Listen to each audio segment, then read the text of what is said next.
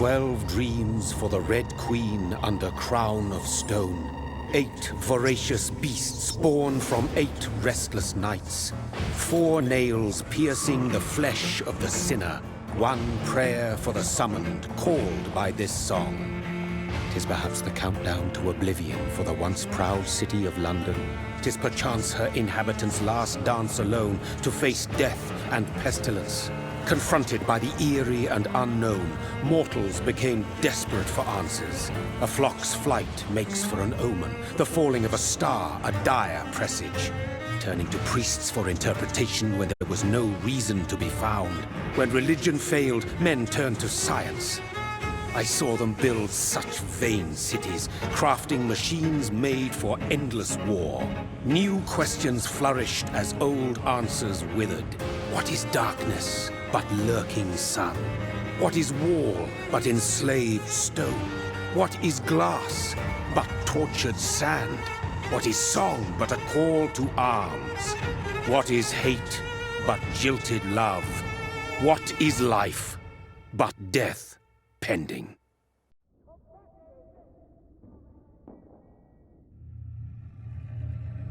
Death. Since the apple was plucked from the sacred tree, mortality was believed to be God's punishment, a righteous snare to keep mankind from ascending to the stars. They were all so wrong. Death is not a wicked thing, nor some holy retribution. A true punishment would be to never know its sweet kiss. Awaken from the harshness and be born once more.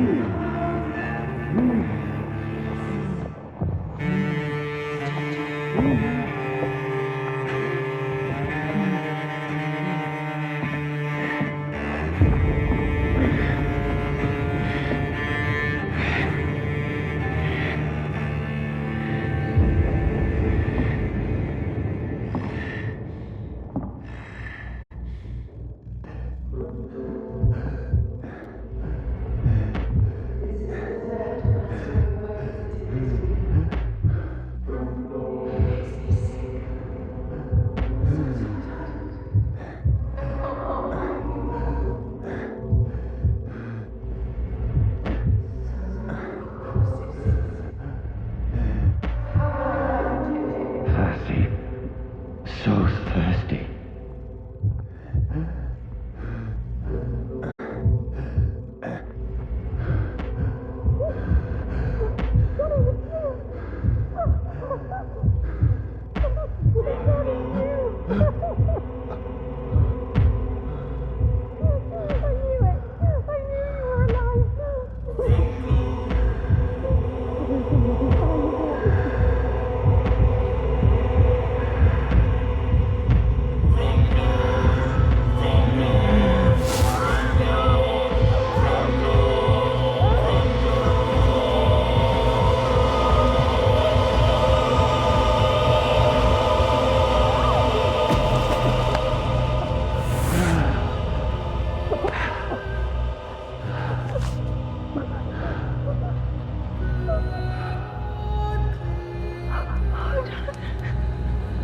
My sweet brother.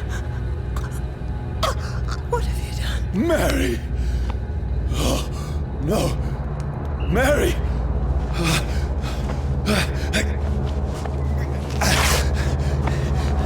Hold on! Please, hold on! Oh, God. Oh, no. Mary. Mary.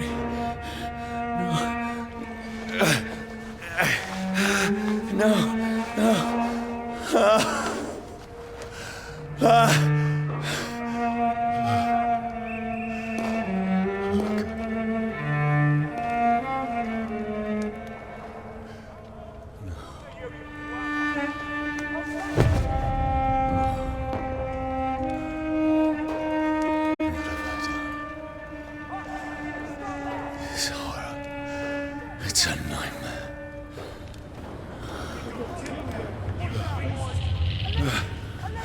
No!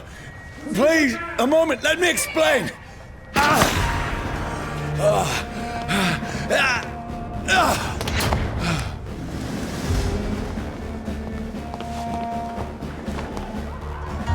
These patrols are after me. No! No! Don't shoot! This is a nightmare. I need to get out of here. This can't be happening. No! Please, stop! I mean you no harm. What's going on? Oh, Mary. What have I done? What's all this about? Has it fled? Shit! Now, I can defend myself. Kill that thing! Who are you? Stay back! Sorry, but you left me no choice.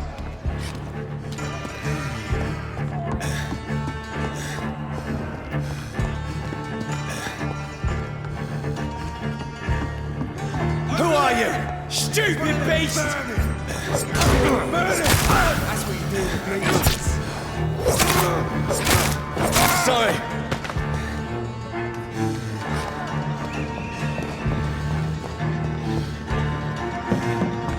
Over there! There's one of them! No, please, stop! Who are you? There's one of them! What do you want?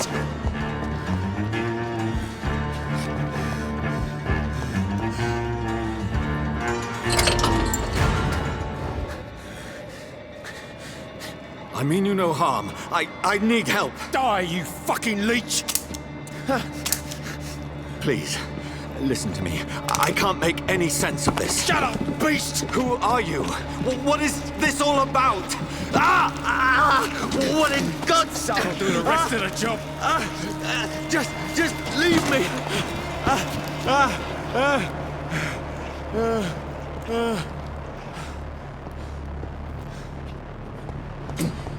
The sun. It feels like it's burning me to the bone. I need to find somewhere to hide. Over there! Right now! There's one of them! Let me go!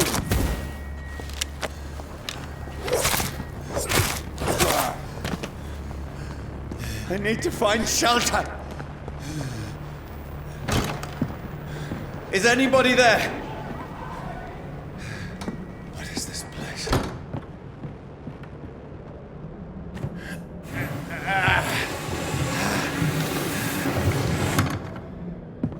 The place seems abandoned.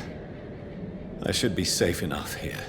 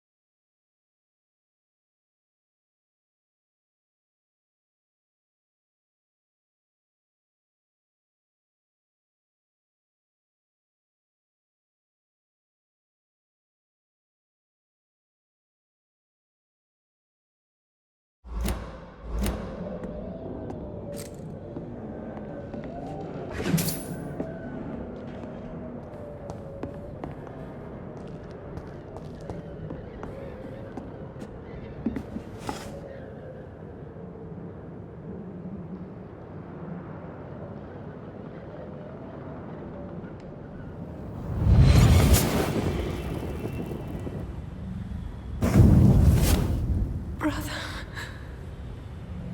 what have you done? Mary! Mary! Mary, I'm sorry. Whoever did this to us, I will find them.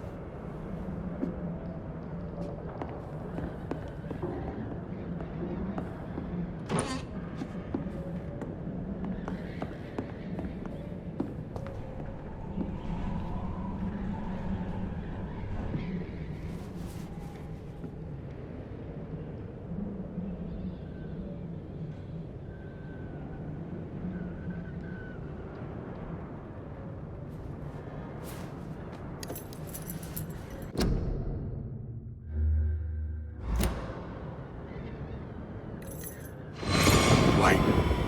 This one's dressed up fancy. Let's run through his pockets. Picking the dead's pockets? Are you serious? I've still a rent to pay. He's got no more responsibilities. What's this?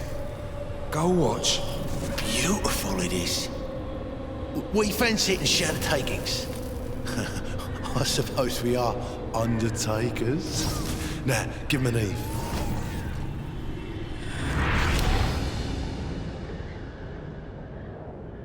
That's impossible.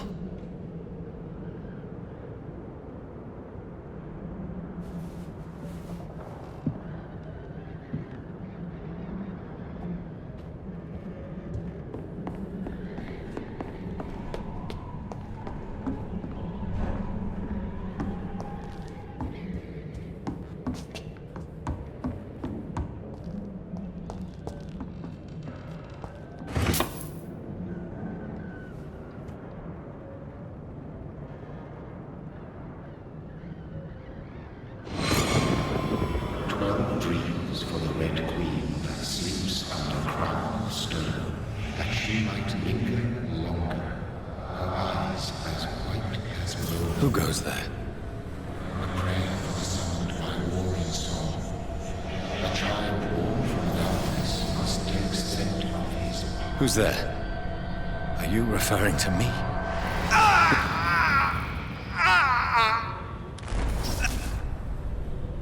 No! No! I still have so much to accomplish.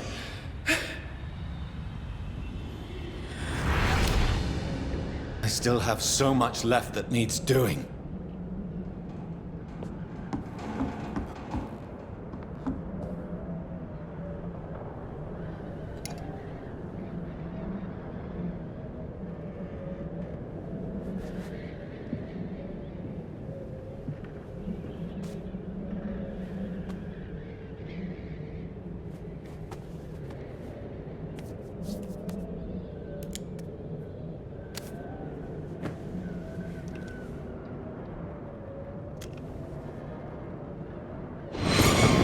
Johnny, this one's lost. We need to leave. And now! No! There's time. I can save him. That's the enemy coming! The orders are to evacuate the hospital! Done. He'll live. And now what? We fight. Killing is a hell of a lot easier than healing.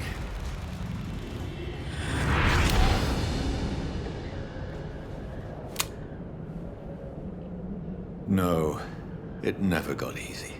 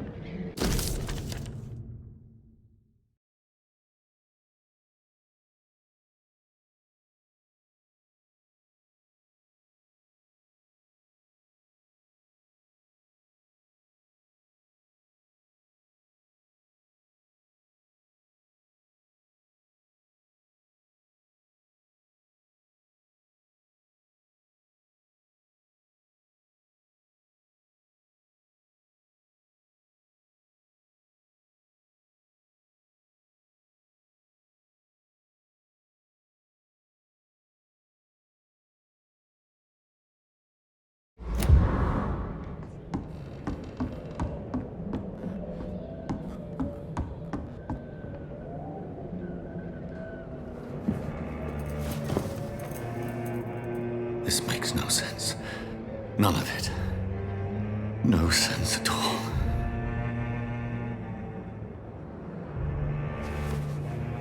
It's a nightmare. That's it.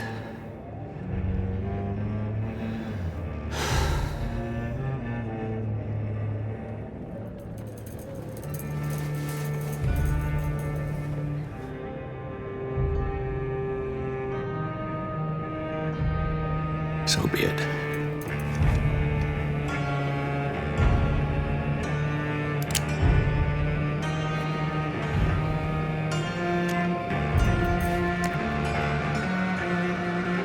Rational thinking only.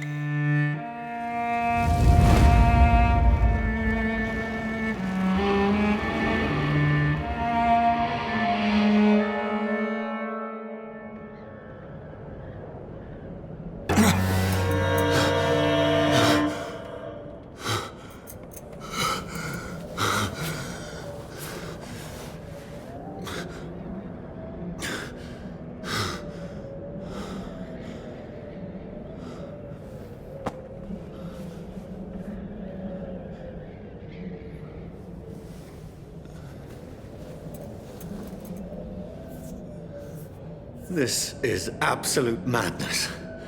I've lost touch with the real. Madness it is, as mad as the moon, who takes blinding sunlight into a glowing reflection.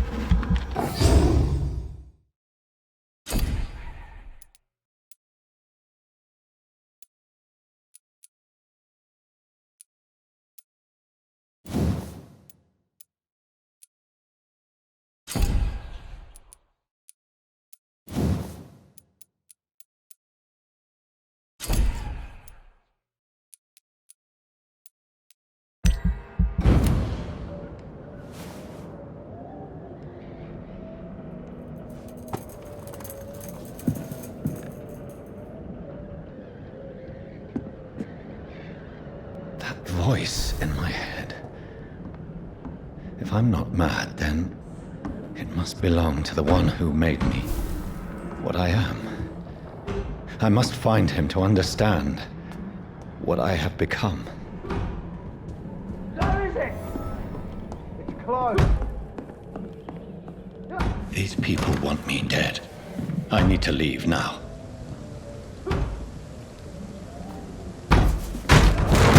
Here's the leech. Here!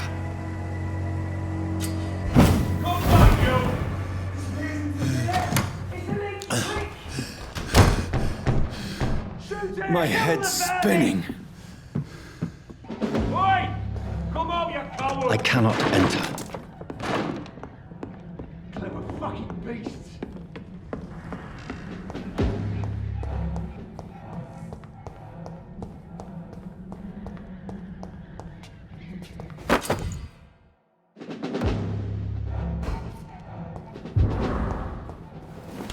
I'm still in Southwark.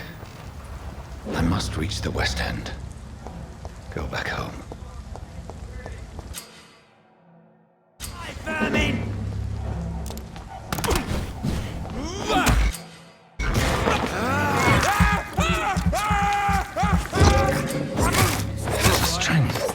A strength I never knew I had.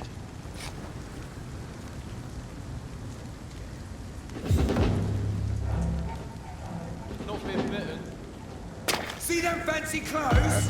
This one's the top! This shouldn't be possible. Filthy piece of shit! It's one of them!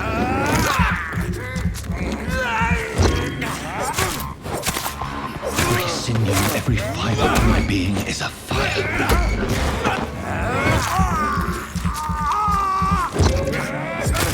I feel like a child learning the limits of my body.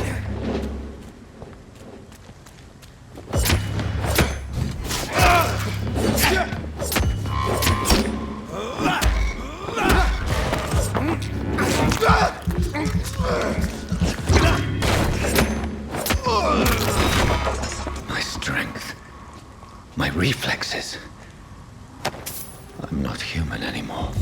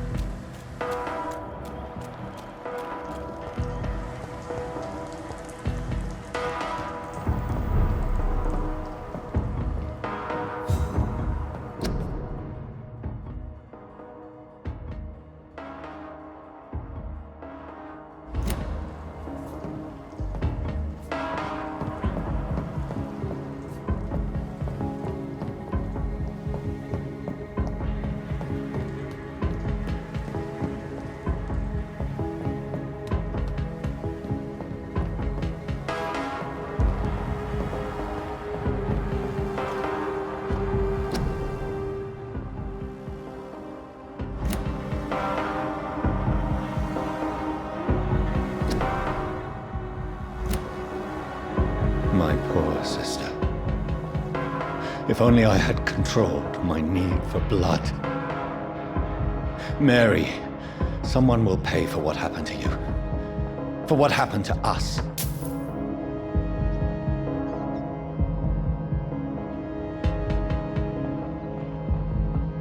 It's locked.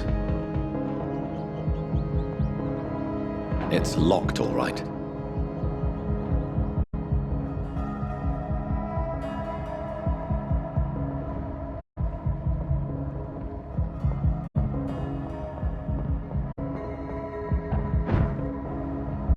The dizziness from the jump. I can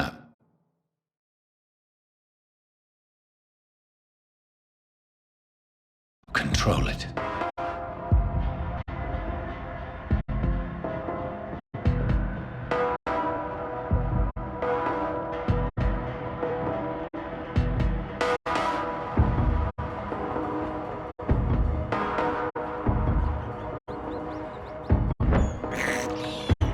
I have this thirst for blood.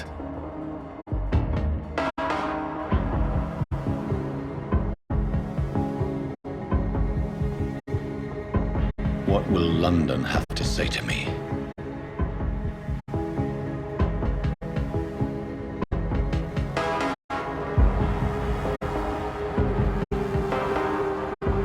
I've so many questions unanswered.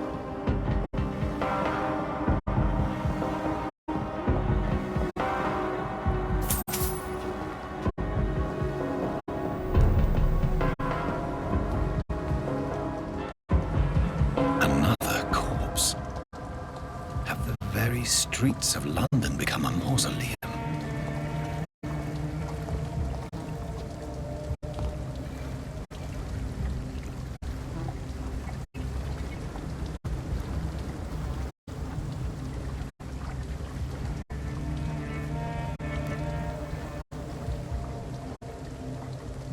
The man has been drained of all blood, but I can still smell the scent of it. I follow the scent's trail. Perhaps it will lead me to my assailant.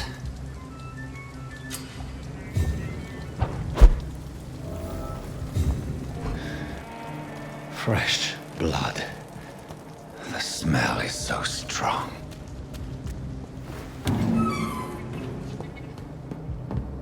I cannot enter.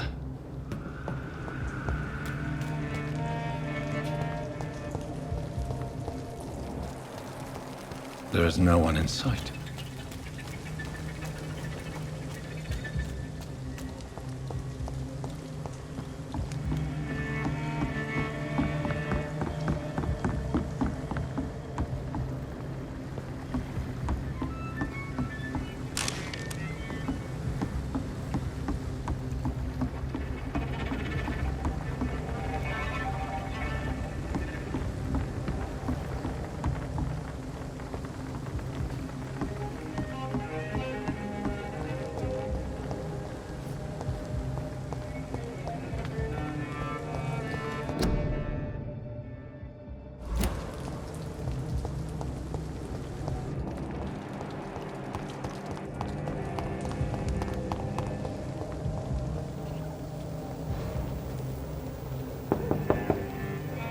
I will return later.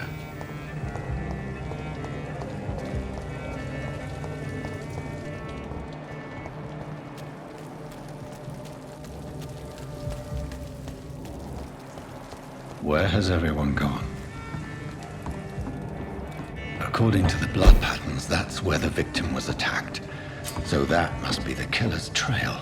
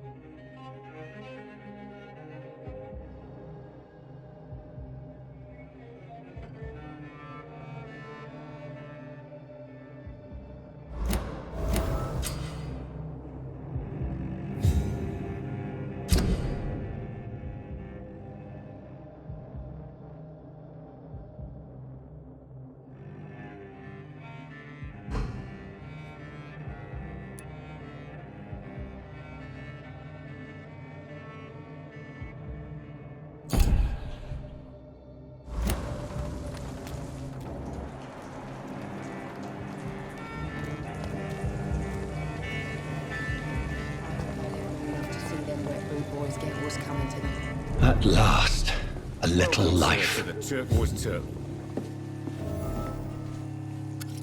Good evening, sir. I wondered if I could ask for your help. Wow, you look like you need a drink. Yes.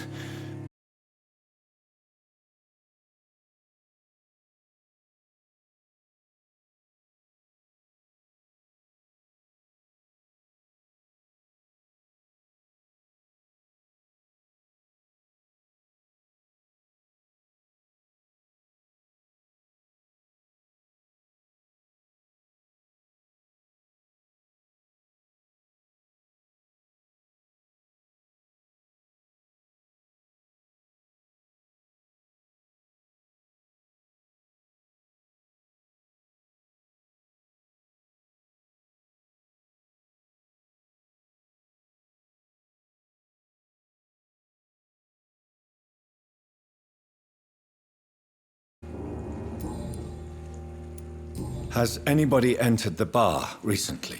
Can't say. Sorry. I spent the night making love to that gorgeous bottle, see? This is important, sir. Are you sure no one has come in here in the last few hours? I don't know and I don't care. This is a free country. People still have the right to come and go, don't they? Are they stupid or something? I've never even been to India. I'll leave you to your bottle then. Whoever he may be, the killer recently... Hello, sir. Are you all right?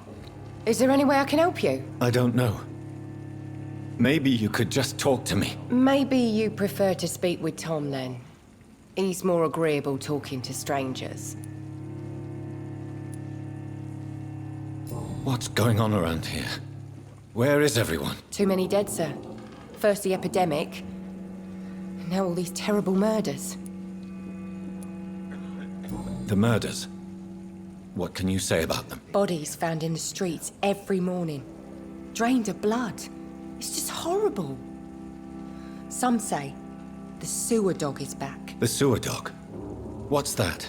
No one knows. People have always disappeared around these parts. The ancients say it's the sewer dog coming out to feed. But now he's killing in the streets. What have you heard about the epidemic? There's a Spanish flu. Yeah. Killed so many last summer. Thought we'd seen the last of it. Dozens dying every week. Are the authorities doing anything? Nothing. There are so many quarantine zones in London now. It's gotten really hard to travel across town.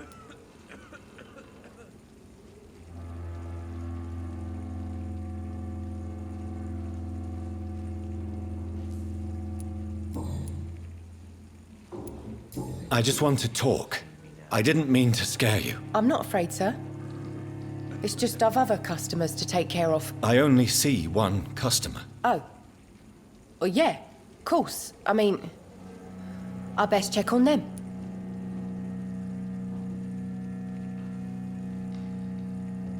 There's gotta be something can be done to get out of this bullshit mess.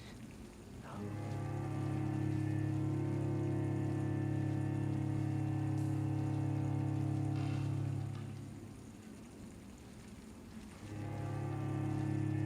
Not long ago, this mess would have given me a laugh.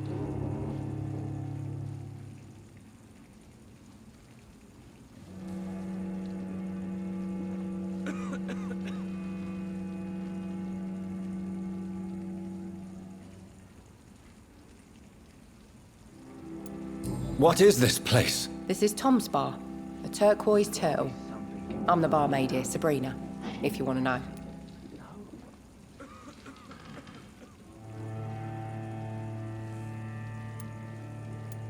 Are you always open this late at night? No, it's only since the epidemic started. Tom thought that people may need a safe place to stay.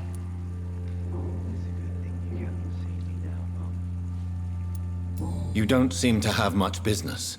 Where is everybody? Well, most people are sleeping right now. And those that are awake tend to avoid going out. What with the murders and all.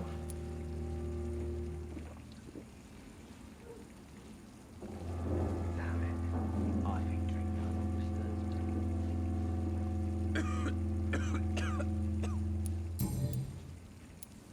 I'll leave then. Thank you.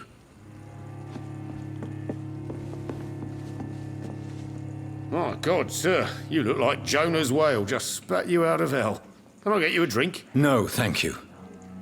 I'm not thirsty. Well, grab a chair and get some rest. This is going to be another long night. Why is it going to be a long night? You must be new around here. Don't you know about the murders? Tell me more about these murders. Every morning for the last few weeks, bodies have been found. And those poor sods didn't die of flu. Do the police have any leads on a suspect? Even before the outbreak, coppers never came round here. We're on our own. People die in these parts all the time, and no one cares. Where am I? Where is this place? You're at my bar, sir, the Turquoise Turtle. The last ray of light in this dangerous part of town. Aren't you scared? Scared of what? All the bad shit happens out on the foggy streets. And I never go outside. So you're open all night? Yep. Figured people might need a place to rest in these dark times.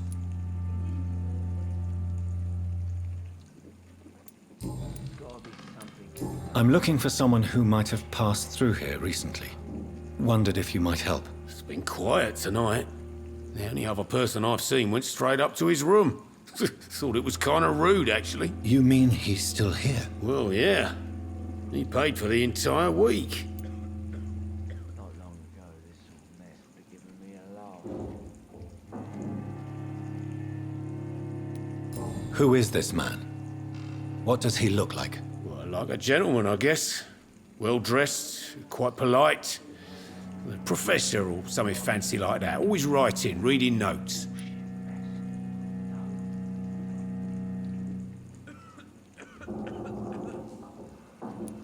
How long has he been here? He rented the room a few days ago and didn't say when he'd leave.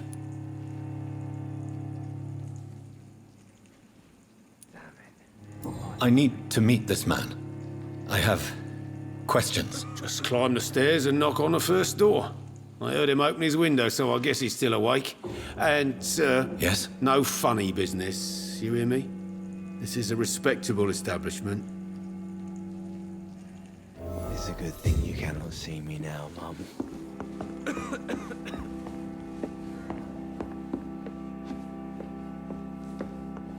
I think I'm losing my mind.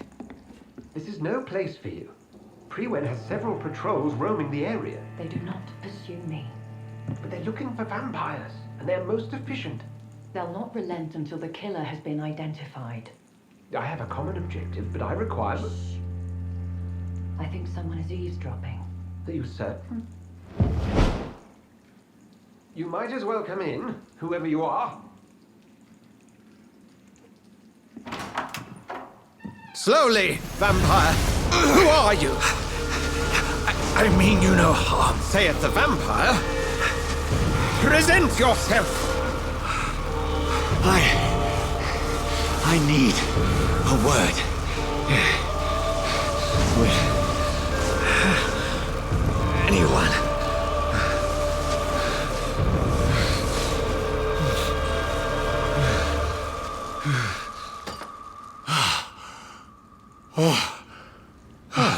Well, that's something I can do for you.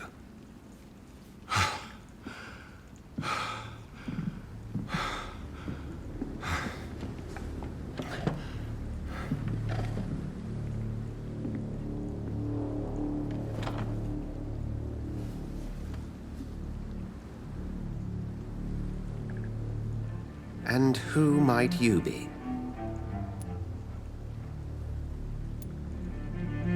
I'm not sure that I know anymore. Might I at least learn the reason of your presence? That's none of your concern. Sir, you have entered my room in the middle of the night, pale as a corpse and shaking like a tree. So please, indulge me. Someone is molesting people. In fact, killing them. Biting them. The calling card of a vampire. Like you.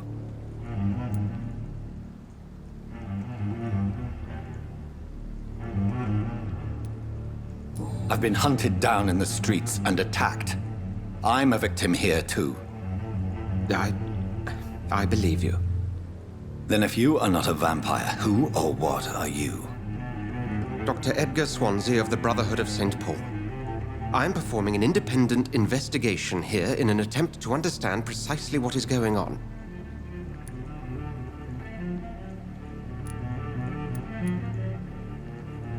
And what exactly is this Brotherhood?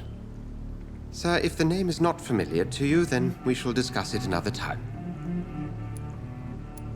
I heard another voice, that of a woman. Who were you talking to? Ridiculous. I've no idea what you're talking about. Something tells me not to trust you. Then the feeling is mutual. What have you uncovered concerning the murders? It started a few nights ago. Rumors of violent murders. The docks have always been, shall we say, somewhat unsavory. But this is different. How different? A vampire is at work here. Famished. Reckless. It must be brought to ground, and quickly. Then help me find the culprit. I may. If you'll first tell me why you opened this door. I followed a trail. The scent of blood from a recent victim. It led me here. You thought I was your aggressor. That explains a great deal. We're both chasing the same shadow. A shadow, indeed. Yet I heard his voice in my head. There was a moment I believed I was mad. You should let me handle this affair. You've no idea what you're up against. No. I will find the monster. He is mine. How will you do any better than I? But then let me ask you this. What are your intentions if you find the killer?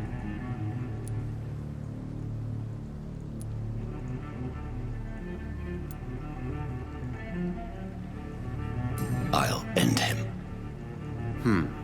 Then I can only wish you good hunting. And pray we shall meet again.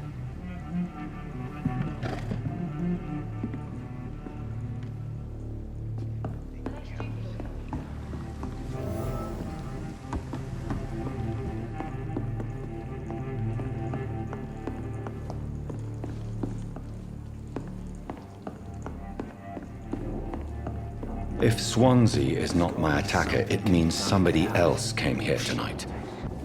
Someone must know something. I think I'm losing my mind.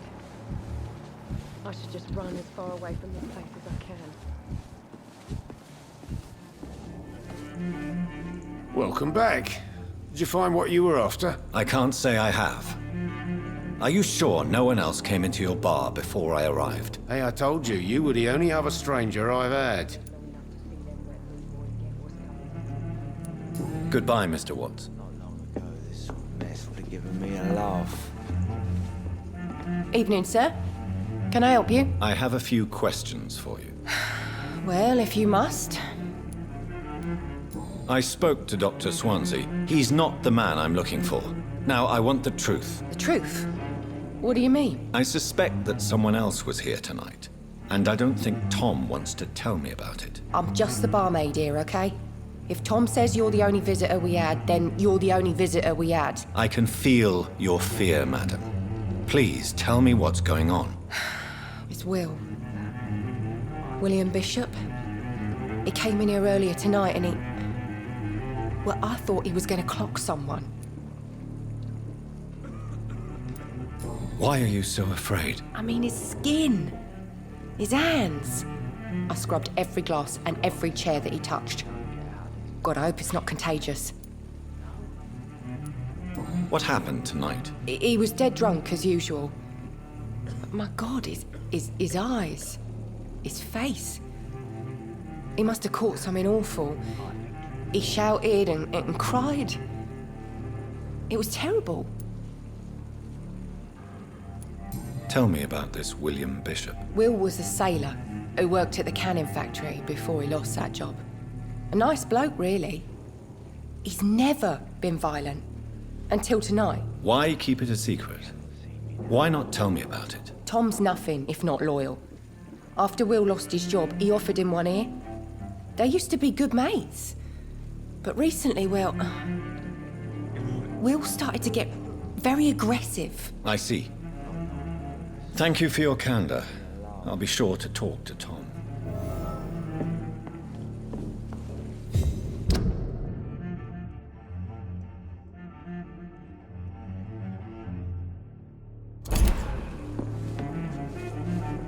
You again. What can I do for you?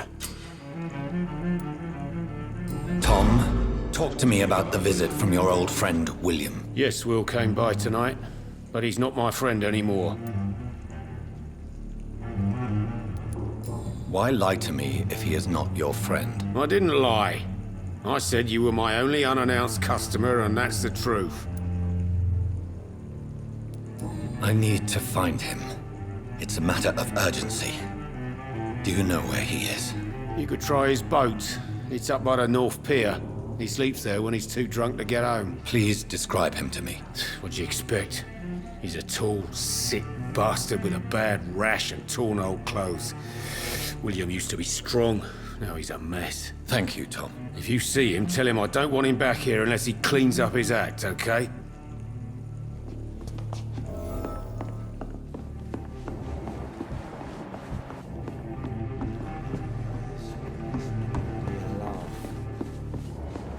I think I'm losing my mind. I will get to the bottom of this intrigue. What's been done to me, to this city.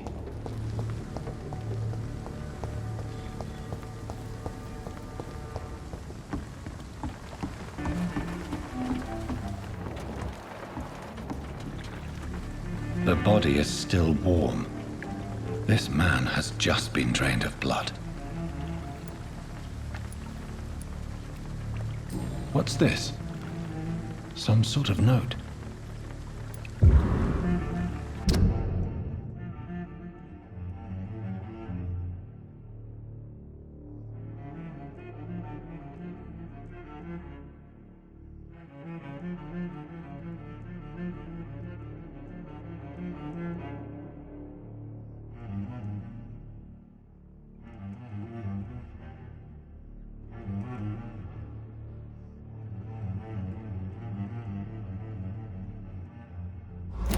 These men, they're a company of professional vampire hunters.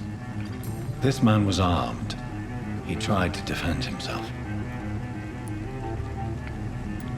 This corpse has been dried of its blood, just like the previous victim. Blood and empty gin bottles. This Bishop fellow is something of a heavy drinker. There are blood splats on the other side of the canal.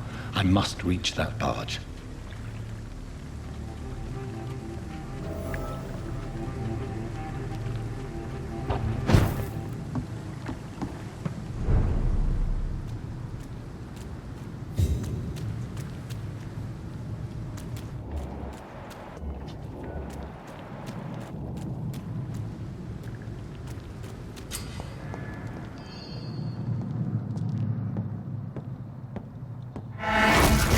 Over there!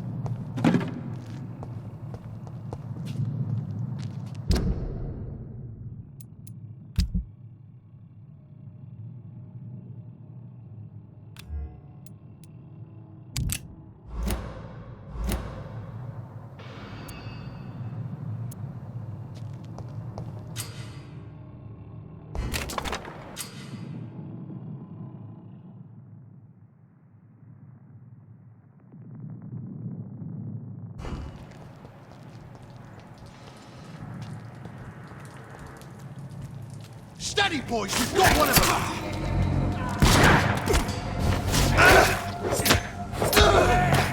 There's one of them vermin!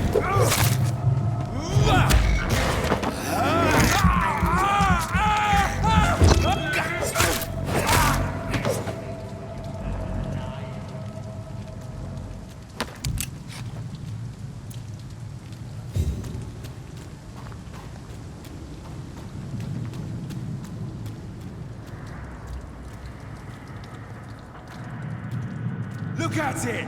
Vicious brother! Bloody vermin!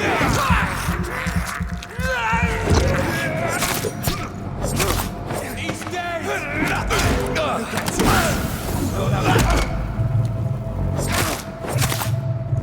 It ain't you!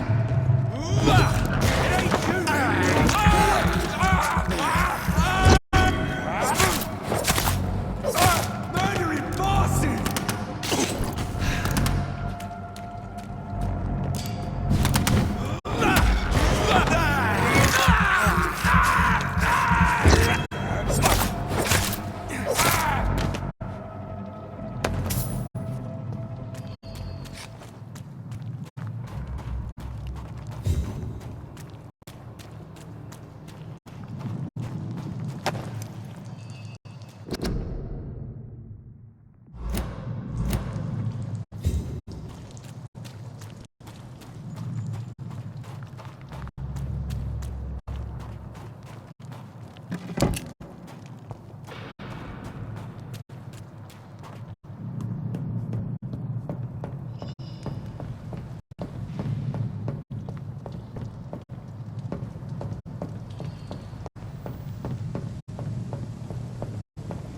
Stop!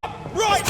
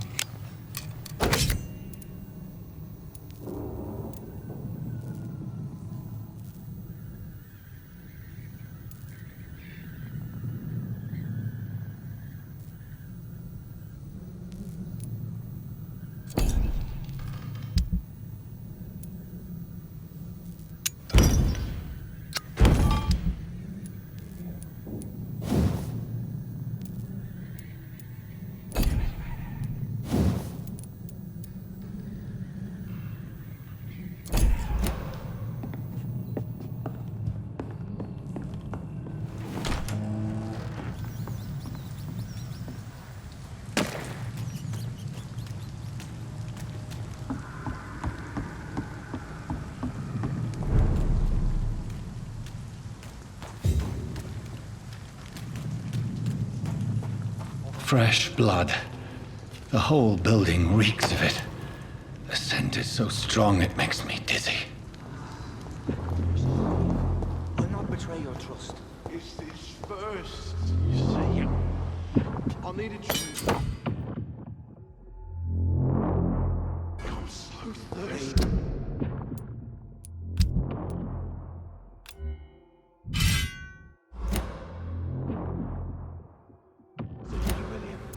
As one, we shall overcome this. We've done it before. No. I've had a drink and returned to normal. This place reeks of bloodshed. Oh dear God, not again. William, This please. creature is bedeviled. I must put it down.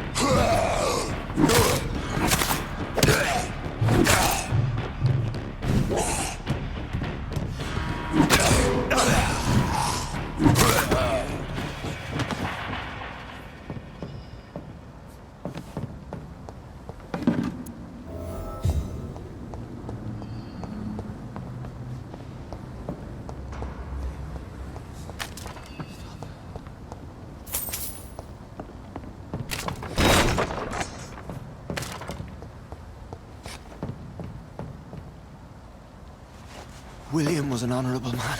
I could have saved him. Mr. Hampton, are you in there? I knew him well, another lost soul, a kindred spirit. Sir, listen to the sound of my voice. I'm a doctor. You're suffering from shock.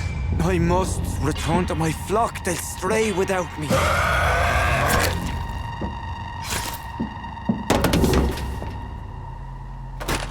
Remember, certain skulls are every bit as resistant as we are.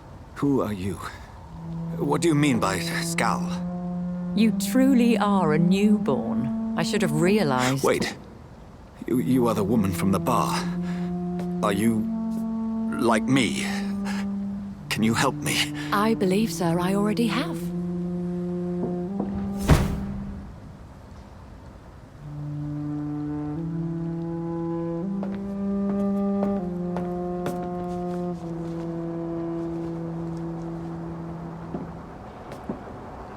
By George and the Saints, you've solved the mystery of these terrible murders. Patience, good fellows, I've come to offer help. Just give me a moment to secure my boat. We can leave this awful place. William was not the evil man they claimed. He was just taken by the thirst. He needed his drink. This man requires medical attention. We'll see he gets to the nearest hospital. No, please, I must tend to my fold. My flock needs me. There, sir. Go with the good Dr. Swansea. He's resourceful, and I'm sure he'll take good care of you. You'd best come as well. The sun is soon to rise, and you'll need a place to rest. I just need a moment. If I can learn something about what has happened to William, I'll be a step closer to understanding what happened to me.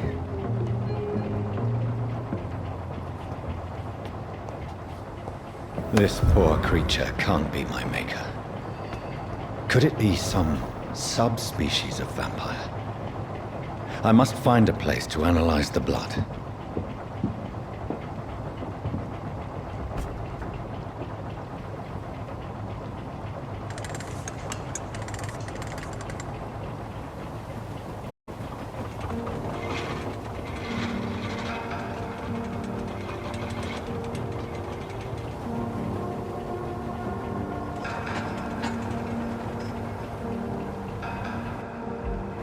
Where are we headed?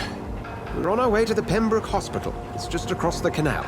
They'll have a bed for poor Mr. Hampton. William was... what manner of creature was he? Predator, prey, villain, and victim. Who can say? The important thing is that he's been stopped. Duly noted. And the woman? What... who is she? What woman? Oh, don't play me for a fool. You used me to locate that Skal. You must know who she is. And I thought you a gentleman. You shouldn't talk about a lady behind her back, but I will tell you she values her privacy. Were London as peaceful as she appears from the middle of the canal? If only that were the reality of the situation. To be honest, I've always tried to avoid this part of town.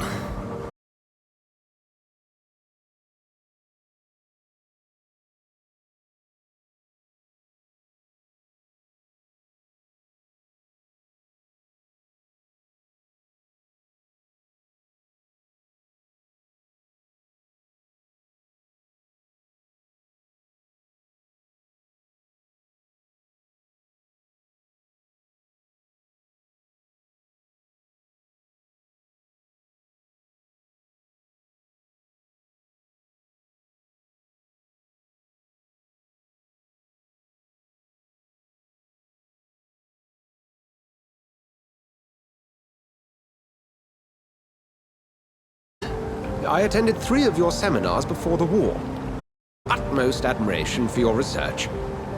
And what a turn of fate. England's most esteemed blood specialist returns to London a vampire. That word again. From a so-called man of science. I understand. Traditionally, the role of science is to refute myth, but when myth walks among us, the Brotherhood of St. Paul has dedicated its purpose to their study. There's so much for you to learn. And for that, you are right. Well, then let me be blunt. Join my staff at Pembroke Hospital. As a physician. I suspect you'll not find a better post of employment to contemplate your predicament. This is sudden. I was returning home to see my sickly mother. But alas, that was before contracting this affliction. Dr. Reed, take a moment to consider. The post would be for the night shift, providing a good explanation for your absence during daylight hours. You'll be adequately reimbursed and have a place to hide. I even had the forethought to bring some clean clothes. So, what do you say? It seems I have little choice, but yours is a generous offer, so I thank you. Brilliant! Oh, Jonathan, this is one for the book, and the beginning of a beautiful friendship.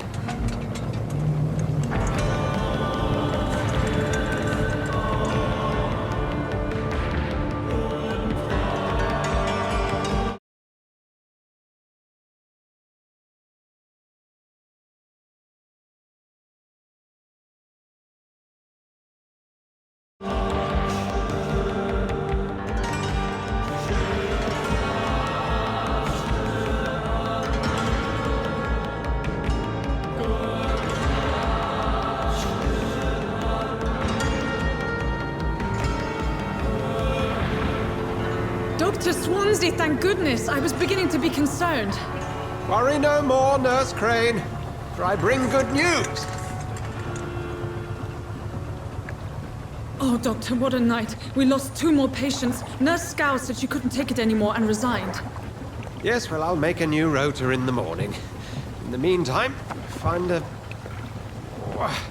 good bed for Mr. Hampton. Be sure to pay attention to his needs. Of course, Doctor. Oh, and Dorothy? Yes, Doctor? Dr. Reed here has just returned from the front. He served King and Country and will be joining us here at Pembroke. We're very lucky to have gained a surgeon of his talent, and one so experienced in blood transfusions. That is good news indeed, Doctor. Oh, yes.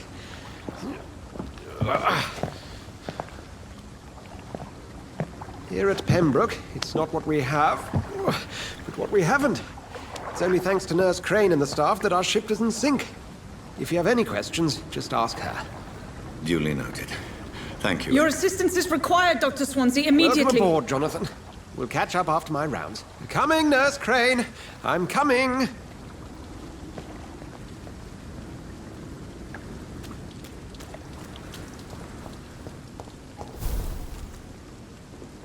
Nah, it's my turn.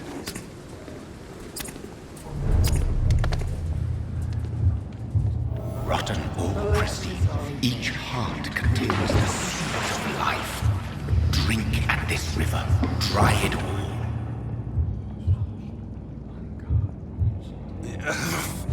Oh, come on, you bastard!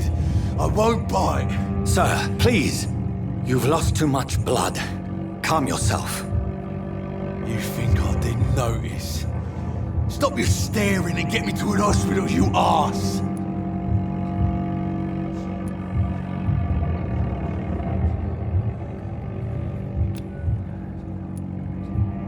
Insulting a good Samaritan. Not exactly the way to get rescued. All right, sorry. I am in pain here. Me guts are spilling out onto the street and you're yabbering on. Yes. That's a very nasty wound you've got there. Take my word, I am a doctor. Dr. Jonathan Reed. Name's Clay Cox. I'd appreciate you helping me to a better place, Doc. Follow me, Mr. Cox. Let me assist you to that better place.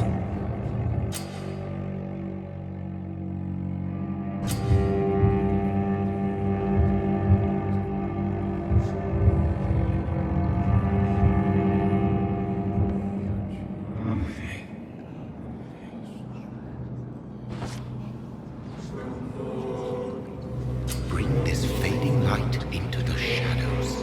Dance with him the dance of life and death.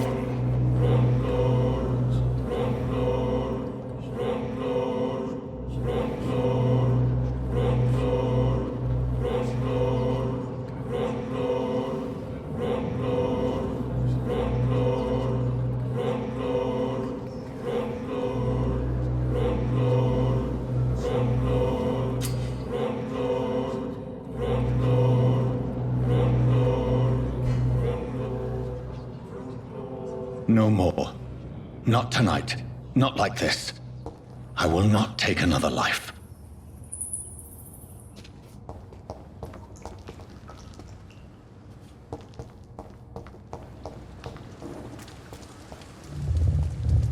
It is wise for the huntsman to sometimes let his prey go, but no famished hunter can run for long.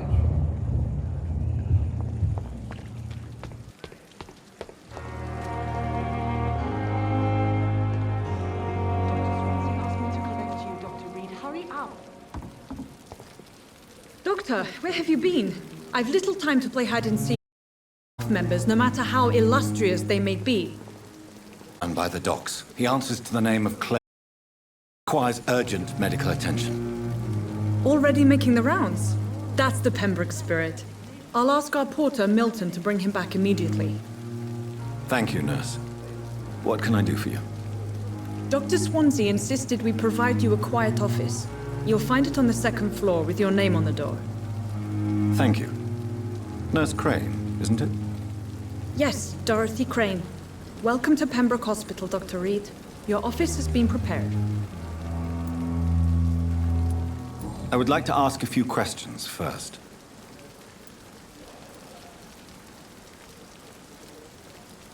And Mr. Hampton, the patient we brought in, how does he fare?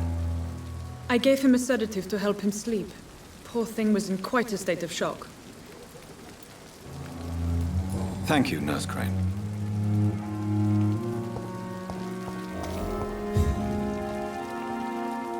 Good evening, sir. So it is true. The famous Dr. Reed has joined us. I can't think of any better news during these terrible times. Do we know each other? Actually, yes. We met once before, at the Rockefeller University in New York. Dr. Tippett, yes, I remember. I was assisting Professor Carell in his research about coronary bypasses. He had nothing but praise for you. He was also very confident about your future. And look at you now. Eminent surgeon and blood transfusion specialist.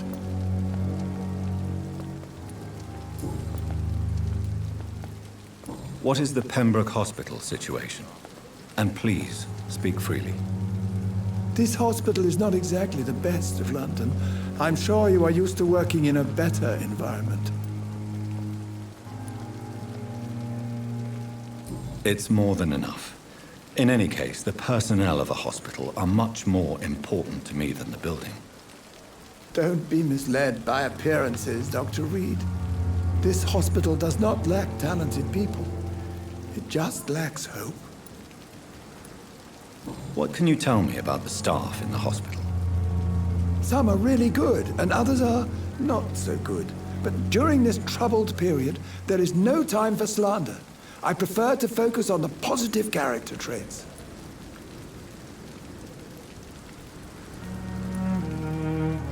Tell me more about cherished people, then. Nurse Brannigan is a pearl. She is the most helpful and dedicated nurse I've ever worked with. A clever and cheerful woman. You really seem to admire her skills. I'll go even further.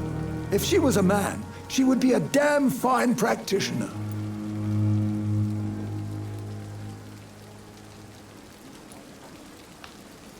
Any opinion about the management? I don't always agree with Dr. Swansea's reserve, but I must admit he does all he can to keep this facility running during this crisis. Ah, yes, the burden of command. I was fed up with this concept while serving as a medical officer. Don't get me wrong. Swansea's a good administrator. I just wish he would get out of his office.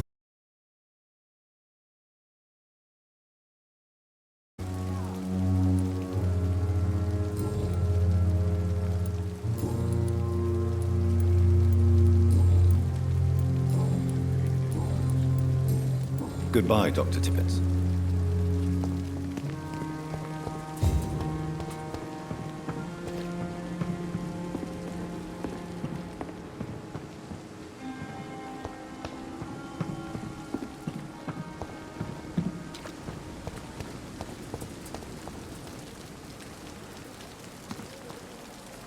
Good evening, sir.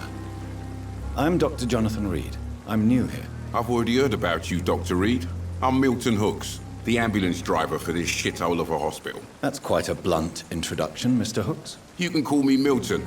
I like to speak my mind, Dr. Reed. Perk of the job. Don't judge me, and I won't judge you. I'm not sure I understand what you're talking about. Well, I'm no doctor, but I'm pretty sure a gun can't be used as a surgical instrument. You have a keen eye. I learned to shoot during the war, and have carried one ever since. Old habits die hard. No need to explain, Dr. Reed. And if you ever need a better gun, remember, I may have something for you.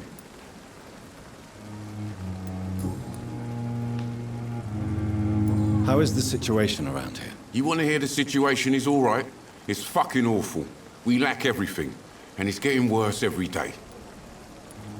So what do you do exactly in this hospital?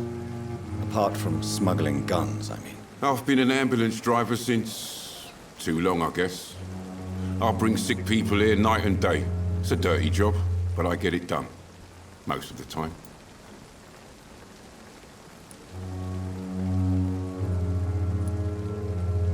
Since you're on the front line, how is the sanitary situation in this vicinity? It's a complete disaster. It's even getting dangerous to enter some streets or buildings. Even the locals attack you. It sounds like things have been a bit rough recently. What's happened? Yesterday I got attacked by the patient I was bringing here. I escaped through the hospital's garden, but I lost my wallet when I was running. You left an infected patient outside the hospital? That's incredibly dangerous. Go there yourself if you want, but be careful, Doctor. I'd rather not bring your dead body back.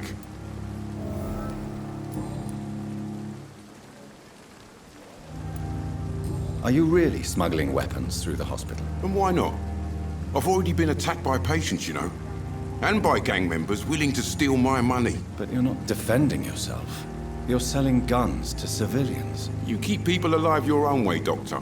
I offer them another way to protect their health.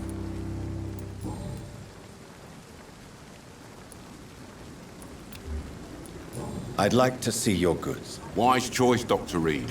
A reliable gun is what everybody needs these days.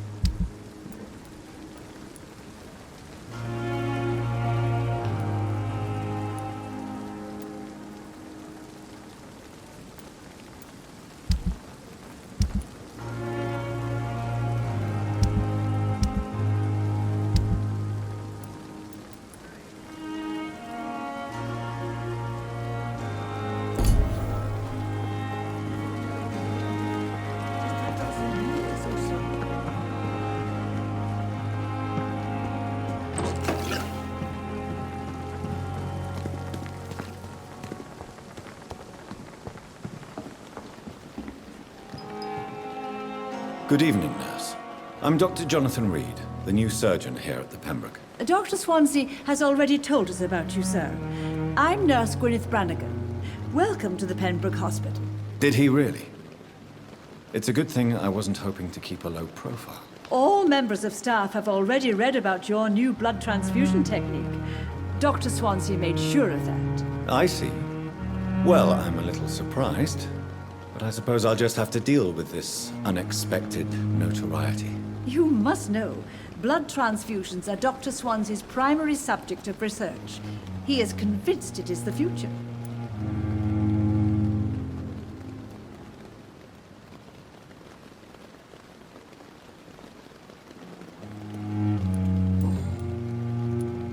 How are things here? Not good, to say the least. We're struggling against an invisible enemy, more lethal than any bullet from a gun. It's hard, Doctor.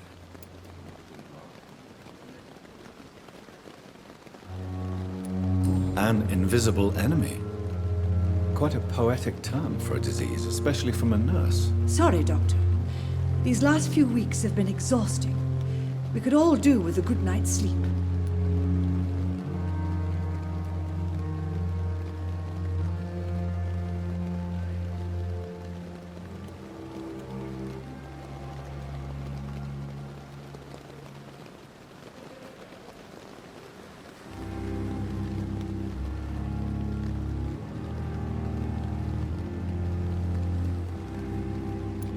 Do you think this hospital can survive the epidemic? We are all volunteers here, and we're trying to hold fast, but how do we beat an invisible killer? Some nurses have already resigned.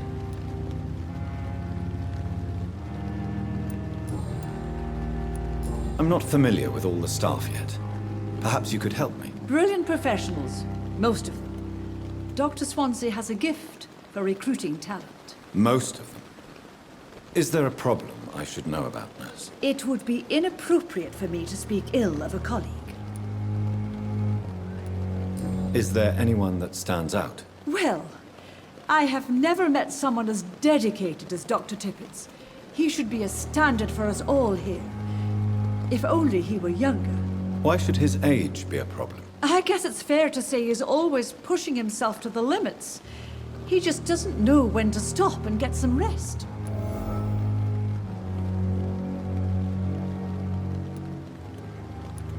Nurse Brannigan, if you do know something, please tell me. Anything you say will be held in confidence. No. I may disagree with some conduct, but in the end, everybody is doing their best.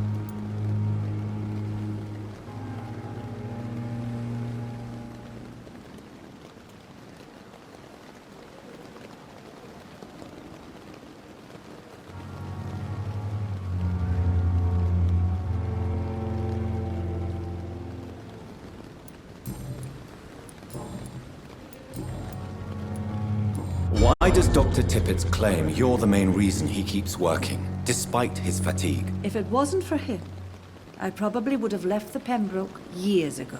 Dr. Tippett does not think of you as just a nurse anymore, does he? If you're suggesting he's not taking my gender into consideration when it comes to medical practice and knowledge, I really hope he doesn't. Goodbye, nurse. Call me if you need assistance.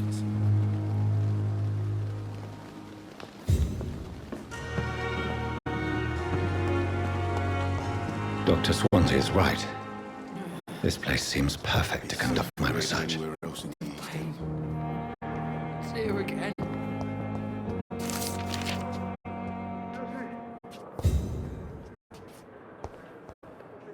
Good evening, sir. Can I help you? Unless you're here to fix my face. No. I don't think you can help me. I'm Dr. Reed. I've recently taken the position of head surgeon here. War injuries, am I right? You guessed right, Doctor. German shell took my pretty little mug right off. But they still call me Thomas Elwood.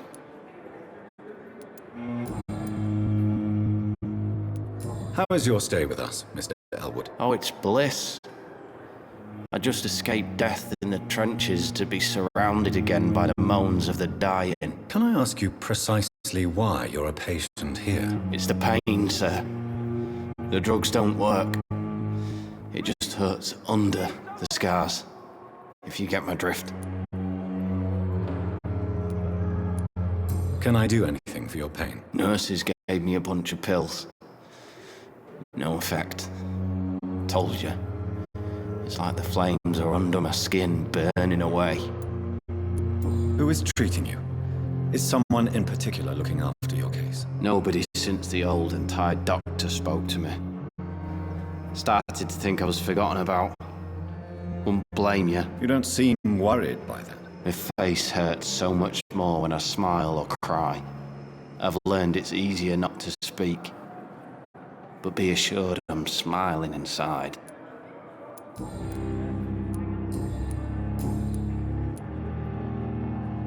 Where were you stationed, sir? Did you serve for long? I really don't want to talk about all this shit. No offense. I was pushing too much. I served in France myself. I just wanted to know what happened to you. You were an officer, weren't you? Then I doubt we fought the same war, sir. No offense. Goodbye for now, Mr. Elwood. Fear of disgust on every street corner. The daily routine.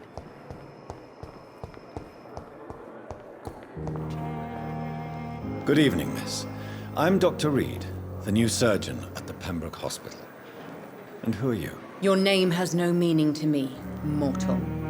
You're nothing but dust blown by the winds of eternity. I beg your pardon? What are you begging for, mortal? My clemency? Well, tonight maybe I'm inclined to mercy.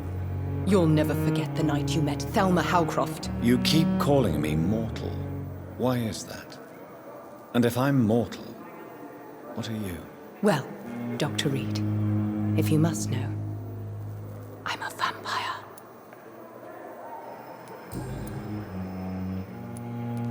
And why do you believe you're a vampire? I don't need to believe anything.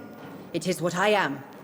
It is what I feel within this hollow shell of flesh. I see. Have you ever heard of Cotard's syndrome, Miss Howcroft? Never. It's a mental illness discovered by a French neurologist named Jules Cotard. The affected patients are delusional. They believe that they are putrefying, that they are dead, a ghost or a ghoul, or in your case, a vampire. Delusional, you say? Oh, sad and petty mortal.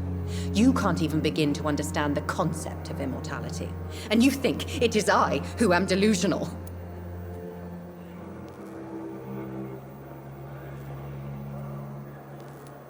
Please, describe to me how you feel.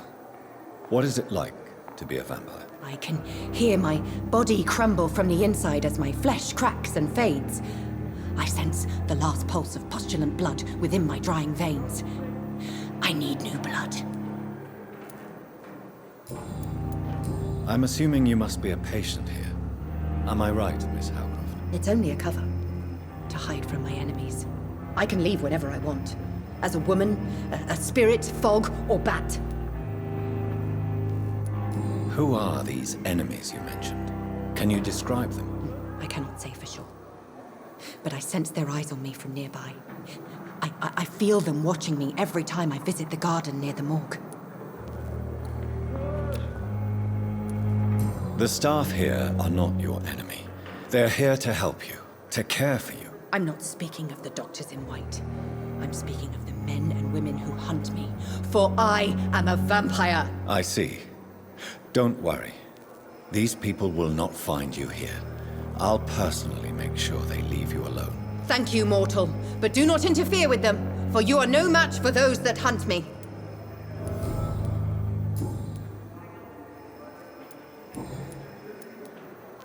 Who are you really, Miss Howcroft? I mean, apart from being a vampire. Is that not enough for you, puny mortal? What do you require? Proof of my powers? I'm curious to know who you were before becoming a vampire. No, it was such a long time ago, I don't remember. Centuries of unholy life can have strange effects on one's minds, you see? I'll leave you, Mistress of the Dark, to your nocturnal activities.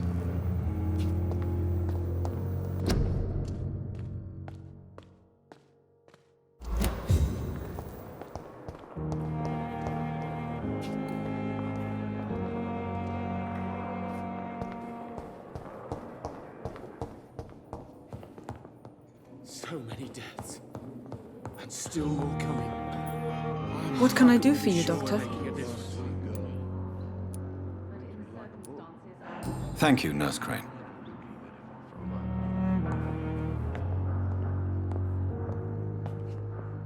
Good evening, Doctor.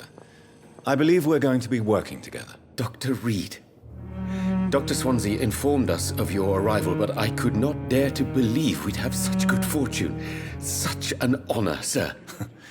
Thank you. And you are? I am Thoreau Strickland, Dr. Thoreau Strickland.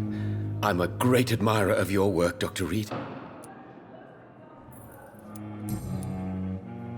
Please, could you tell me something about yourself? I'm a great admirer of your work concerning blood transfusion, Dr. Reed. I run my own experiments. I'm convinced it's the future. What made you choose to be a doctor? I'm not ashamed to admit you and your work have inspired me. I am honored to have the opportunity to work by your side.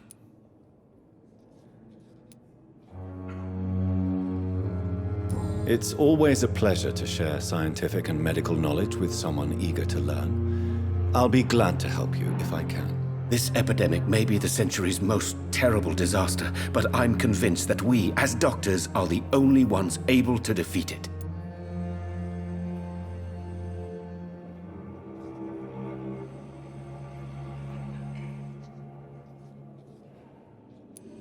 I based my technique on my mentor's research. He helped me perfect my method. What is yours? I'd rather not talk about it.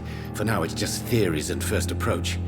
My process is purely experimental and unsuccessful. As long as you're cautious and methodical, you may remain empty-handed, but you won't fail. You're not the first one to warn me, but I am convinced knowledge is the main weapon against the ravages of this epidemic.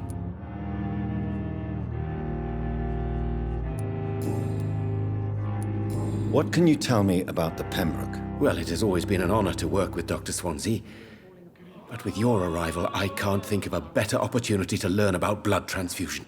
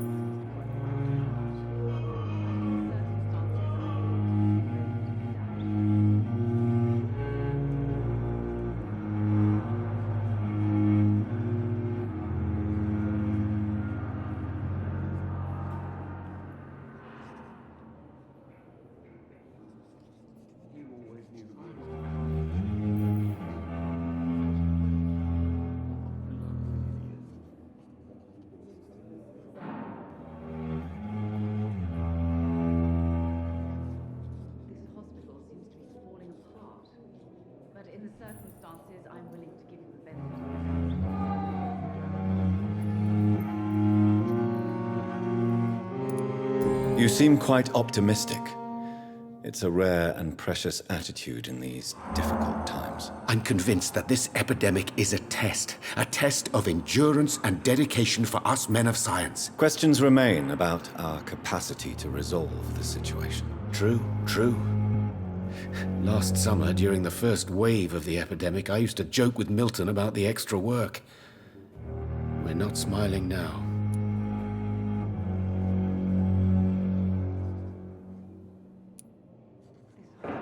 Do you need help with anything in particular?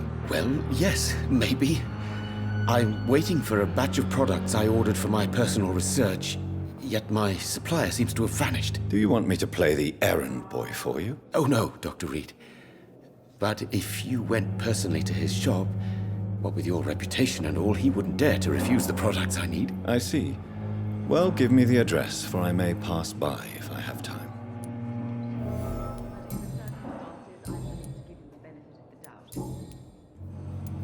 Tell me more about your willingness to experiment with new medical techniques. Harvey Fiddick is a patient suffering from a severe injury that could cripple him if not treated correctly.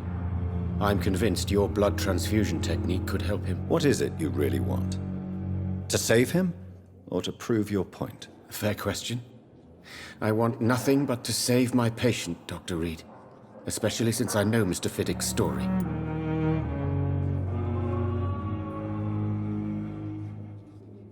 Tell me Mr. Fiddick's story. Our first diagnosis was compromised because Mr. Fiddick lied to us about the real origin of his injury.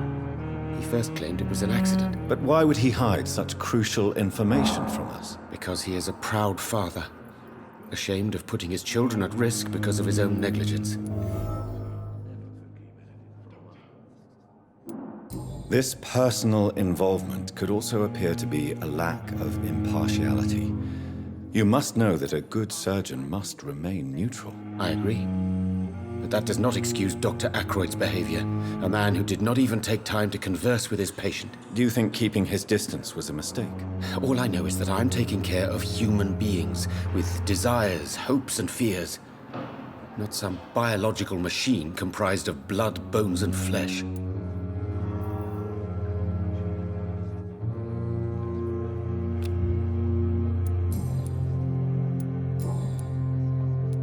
Goodbye, Dr. Strickland. But in the circumstances, I'm willing to give you the benefit of the doubt. Good evening, sir. Good evening, sir. I'm Dr. Reed. May I help you? I don't know if a third opinion is needed. Your colleagues are already arguing about my condition. I see. Would you mind telling me more about your situation? I'm Harvey Fiddick. All I want is to get me bloody arm fixed properly.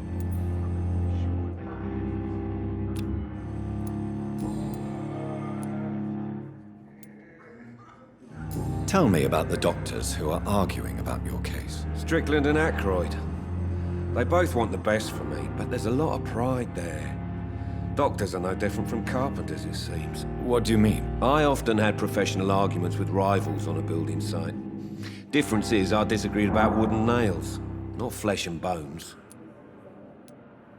Tell me about yourself, Mr. Fiddick. I'm just a regular guy waiting to get his arm fixed, so I can return to work and to my family. I was more curious about what you were doing before being hospitalized. I'm a carpenter, and a good one too.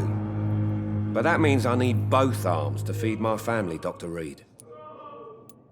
Are you satisfied with your treatment here? Well, it's clear that I've chosen a bad time to be injured. Forgive my bluntness, but you seem overwhelmed by cases of the flu. I won't lie to you about it. I'm afraid we are. Are you sure you don't want to operate yourself, Dr. Reed? I have the feeling you're very capable. And your colleagues seem to think so too. In other circumstances, you would be right. But for now, I don't think I can take on the responsibility. My apologies.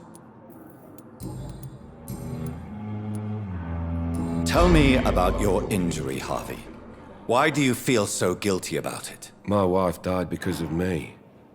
And now I may lose everything because I've been careless enough to hurt myself. What an arsehole.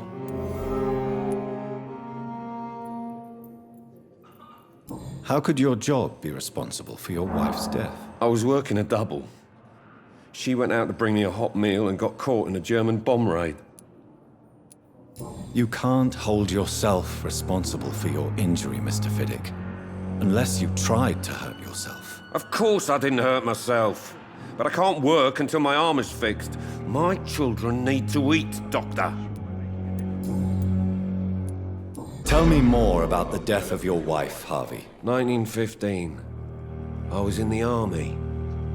Building workshops for the Royal Flying Corps. Helen was happy I wasn't sent to the front. What happened? The Germans sent Zeppelins to bomb the construction site, but they missed their target.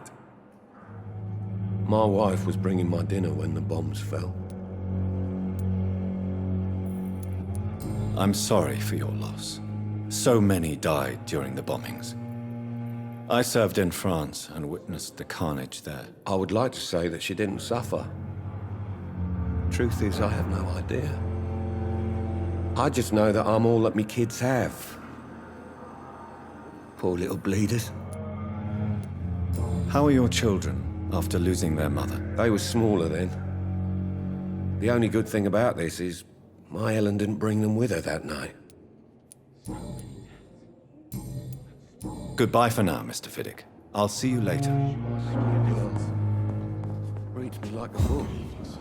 Good evening, Dr. Strickland. And good evening to you, Dr. Reed. Can I be of any help?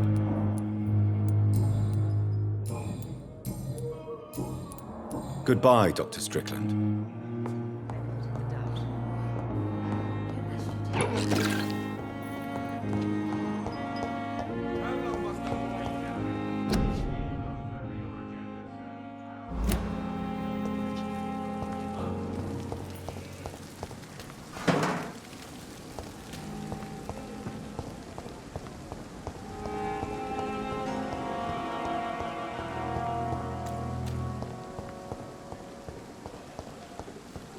Thelma Howcroft said she was being watched by vampire hunters. Where are they hiding? I should investigate. Cold medical bench. Sir, I understand you must be very angry about this unfair. I managed to arrange to have you buried in the same mass grave as your wife. I hope that might help. I cannot enter.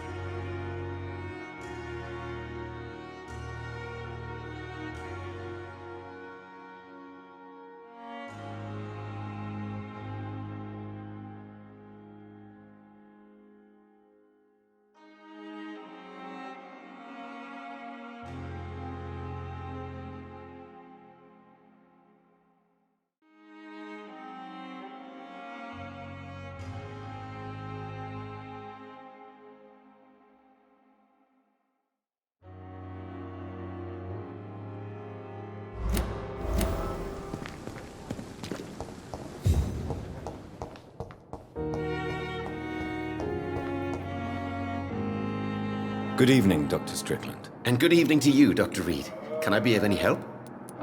Goodbye, Dr. Strickland.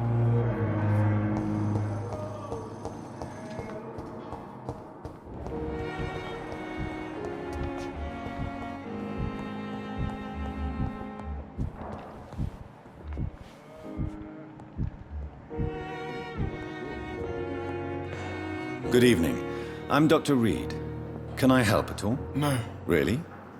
Why are you here, then? I don't want to talk. My throat hurts too much. I suppose that this pain is the reason you're here. Is someone taking care of you? Yes.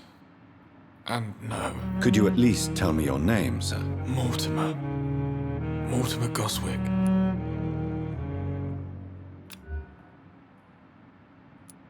I have to go now, sir. But don't hesitate to contact me if you need any help. I'm all right. Don't waste your time with me. Good evening, madam. Can I help you? It's my son who needs you, sir. I'm Dr. Jonathan Reed. How can I help your son? I'm Beatrice Goswick, mother of Mortimer Goswick. Could you check on him, please, Dr. Reed? I've heard much of your talents as a physician. What do you think of your reception here? Any complaints? I have had the uttermost reservations about this hospital since we arrived.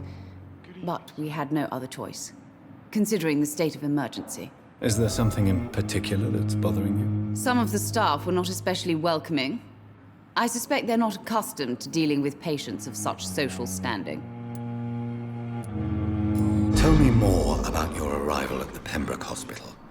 What gave you such a bad first impression? The ambulance driver was quite rude, for a start. And that nurse, Miss Hawkins, seems to have quite a dubious attitude. What do you mean? She managed to secure a bed for my son despite the epidemic. It was a relief, but it wasn't cheap. She charged you for a bed? Yes, and I paid without question, considering the urgency of the situation. I share your concern, Mrs. Goswick. Be sure that I'll talk to the people involved. I don't expect compensation, Dr. Reed. But I'm aware such behavior would not be tolerated in other hospitals. What can you tell me about yourself, Mrs. Goswick? Not much to say. Just take care of my Mortimer and I'll cover all the expenses. That's all that matters.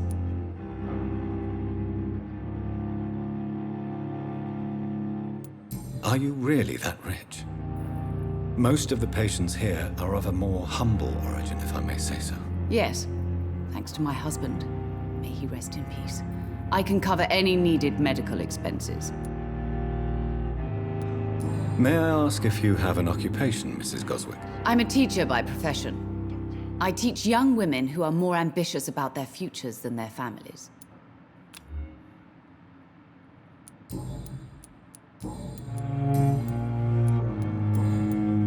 Goodbye, Mrs. Goswick. I'm all right. Don't waste your time with me. Good evening, Mr. Goswick. How are you? I'm okay.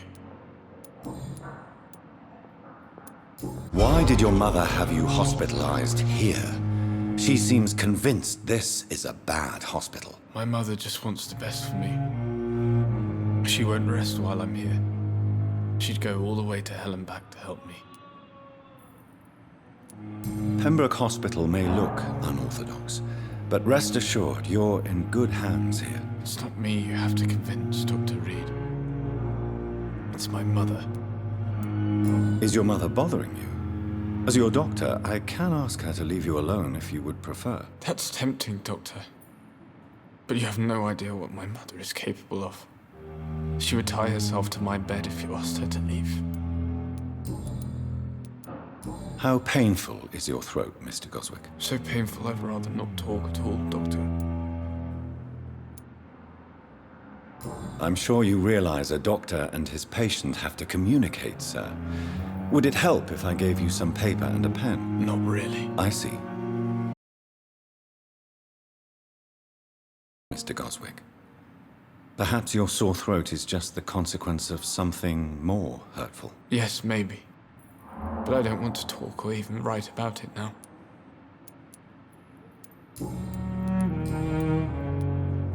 Tell me about yourself, Mr. Goswick. I don't want to talk, Doctor. I have to go now, sir. But don't hesitate to contact me if you need any help. Good evening, sir. Doctor. Reads me like a book. I never could keep anything from her.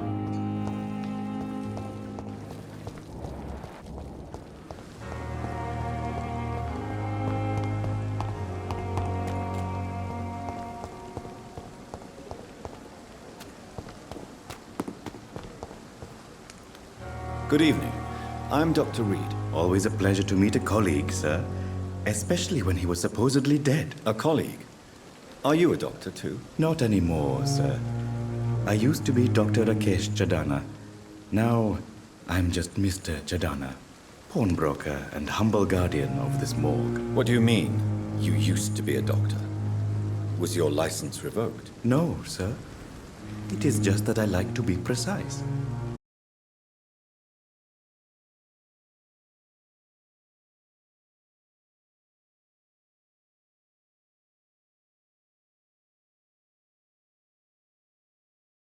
So many corpses. Why should I? These bodies are empty vessels. Flesh left to decay. Poof. No soul anymore. All gone.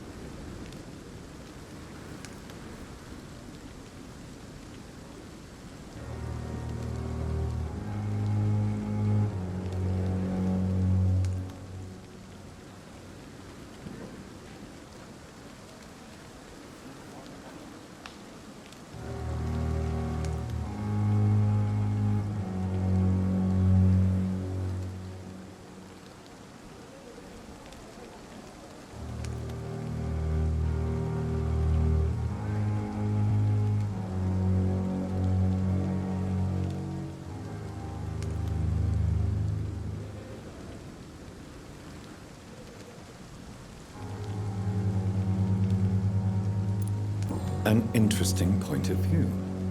And quite an exotic one, too.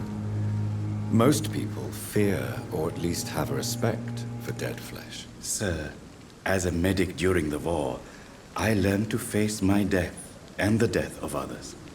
It's the pain we have to tame, not death itself. How did you get this job? After I left the army, I worked as an undertaker down by the docks. A dangerous place with many an unpleasant business there. Milton Hooks helped me get a job here.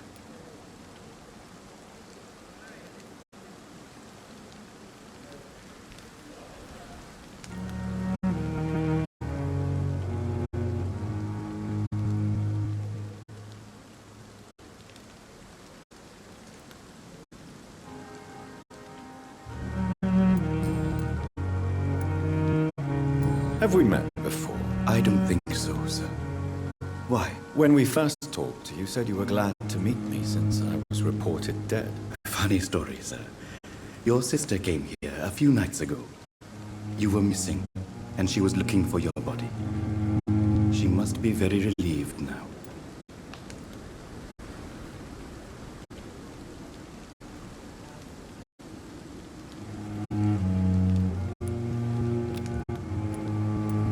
Do you work here alone? Yes, very easy work, sir.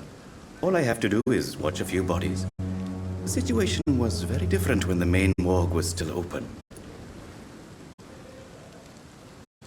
Why do you have to watch these bodies? Because these poor fellows have no names. We keep them in case someone comes looking for the missing. Sadly, very rarely happens.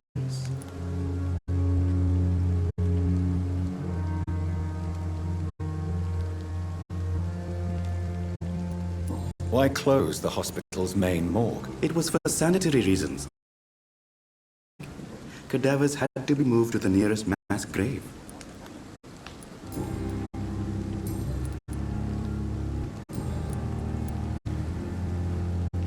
Since you're not afraid of dying, do you believe in life after death, Rakesh? No.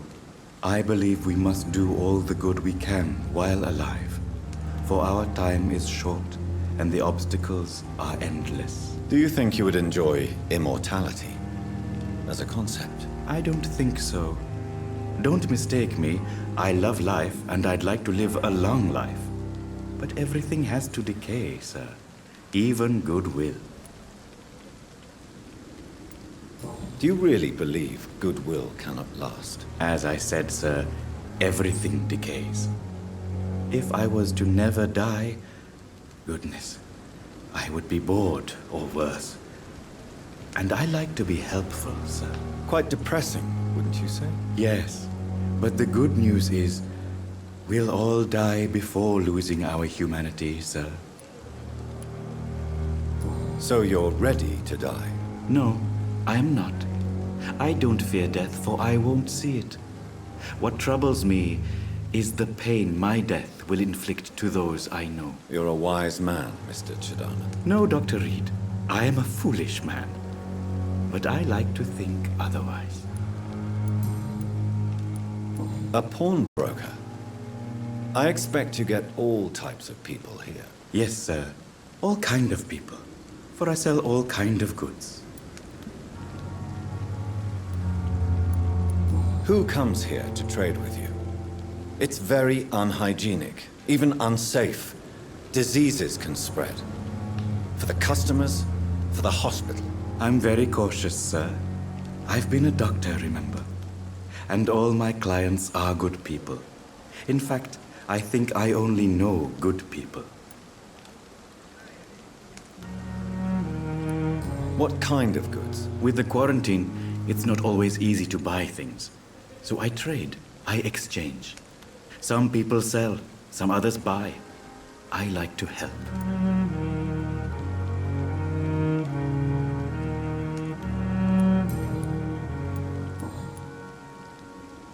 Goodbye, Mr. Chidana.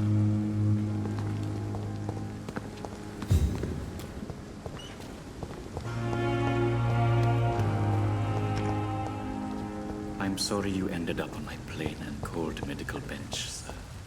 I understand you must be very angry about this.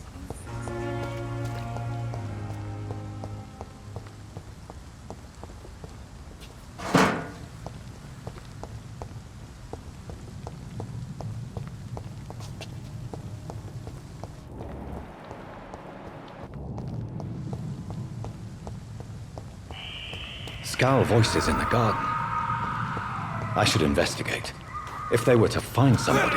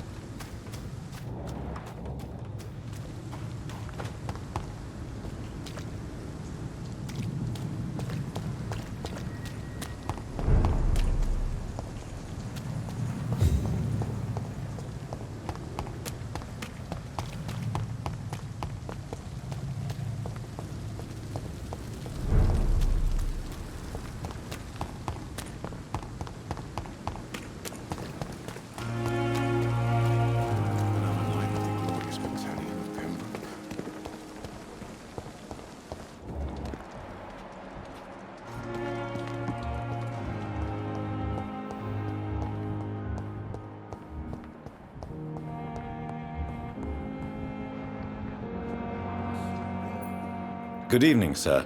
I'm Dr. Reed. I believe we're going to be colleagues. Reed? Yes, I've been informed about your arrival. I'm Waverly Ackroyd. Welcome aboard, I suppose. Does my arrival inconvenience you in some way, Dr. Ackroyd? Let us just say that I don't particularly share Dr. Swansea's enthusiasm for hiring you.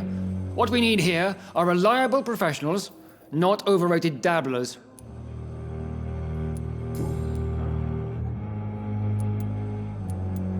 If you have a problem with me, Dr. Ackroyd, please feel free to tell me. Dr. Swansea has imposed your presence on this hospital without asking anyone's advice.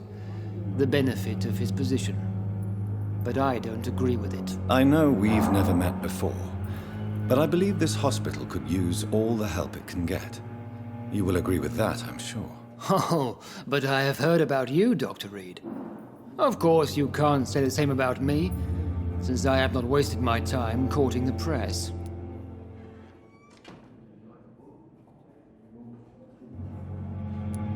There is no need for such animosity between us. Don't you think the epidemic is already enough to deal with? That is one point we could agree on. And that is precisely why I want to be sure that you will be of help to this hospital, instead of a burden. Since your tenure in this hospital is longer than mine, perhaps you can tell me more about this place. Let's just say I'm tired of the carelessness around me. I have always respected the skills of Dr. Swansea, but over time his enthusiasm has become displaced. Carelessness? Exactly what are you talking about? We're here to save lives. The people who trust us are not volunteering for experimentation. They're here to be healed. I don't intend to run any radical experiments, Doctor. Even if I, as any good practitioner should, express an interest in pushing the boundaries of medical research. Modern medical methods were created through audacity and ego. But there are rules in our line of work, and they're here to protect our patients. Tell me, Waverly, what do you think of Dr. Strickland's enthusiasm for his experimental research? Strickland is playing with his patients' lives for pride and glory. Now that, sir, is unethical. Are you thinking about something in particular? Harvey Fiddick needs delicate surgery. I believe we should stick to the usual procedure, but my young colleague obviously disagrees. Why do you wish to lead this surgery? I strongly believe that Mr. Fiddick should not be butchered to test an unproven procedure.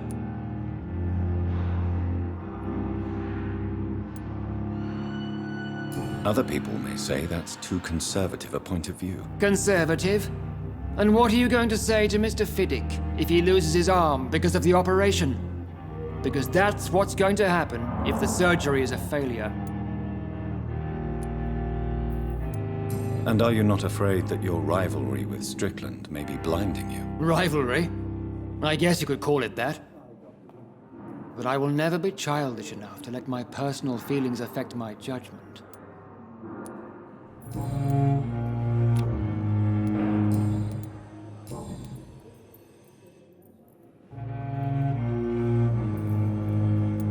I don't know what you've heard about me, but I have already proved my value as a practitioner. I don't question your skills, Dr. Reed, but your motive.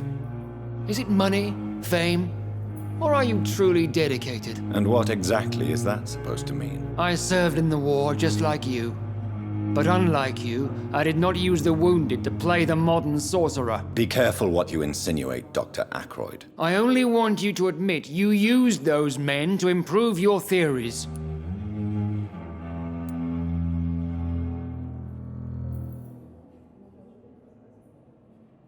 This is ridiculous. My blood transfusion technique saved many lives, and you know it. You see? That is exactly what I hate about people like you. You avoid this kind of accusation instead of facing reality. It seems you have bad memories of your military service. I refuse to see this industrial slaughter as scientific progress. War only reveals the worst in men. We can at least agree on something, Dr. Ackroyd. I don't know what you've heard about me, but I don't question. And what exactly? I said. Be careful. I only want. This is ridiculous. You see? Thank you for your time. We'll talk later.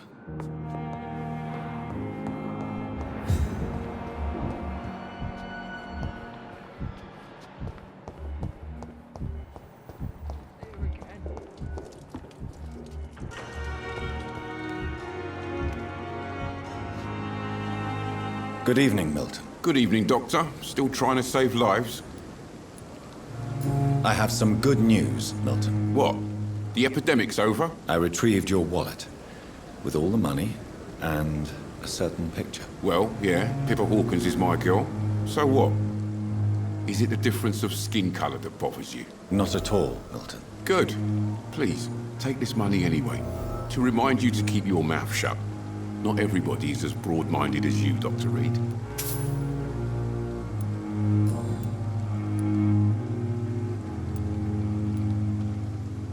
Tell me why you're extorting money from some of the patients here. If a patient wants a bed, he'll have to pay me a little fee. That's all. Where did you get the idea for such an immoral scam? Funny you should ask. The first time it was from a patient who bribed me to get a bed. It's only then I realized I could make a fortune. Admit it. Nurse Hawkins is more than your lover. She's also your partner in crime. Of course she is. How else could I tell which bed is free? I need to know that. Have you no shame? Don't you see the city is crumbling down? Today people are ready to pay to get a hospital bed. Tomorrow we may be fighting for food. What's going on between you and Nurse Hawkins? Pippa's tired. Tired of all this shit. Tired of all those corpses piling up. She's as depressed as I am.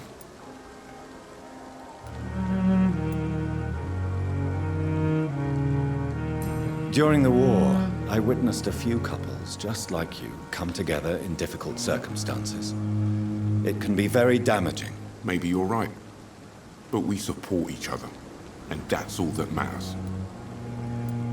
You do realize you could both get fired. Hospital staff are not meant to have intimate relationships with one another. Come on, Dr. Reed.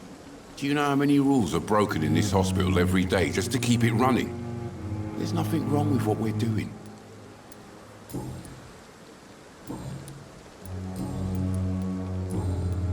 Goodbye, Milton.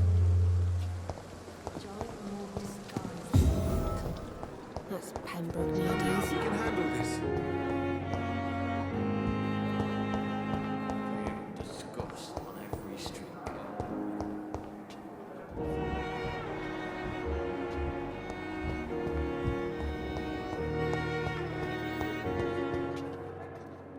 Good evening, nurse. Good evening, Doctor. I don't think we've been introduced yet. My name is Pippa Hawkins. And I'm Dr. Jonathan Reed. Dr. Swansea has recently offered me a position in this hospital. Well, it's a euphemism that your help will be appreciated, Doctor. How would you describe the situation at the Pembroke Hospital? It's serious. The flu is wreaking havoc amongst the staff and patients. We are running out of everything. Nurse Hawkins, the Spanish flu won't last forever. Even the Black Plague didn't kill everyone. I wish I could believe you. But what if this epidemic was worse? What if in the end, nobody was spared? You must get a hold of yourself, nurse. Sorry, I'm exhausted. No one has any idea when this epidemic will be over.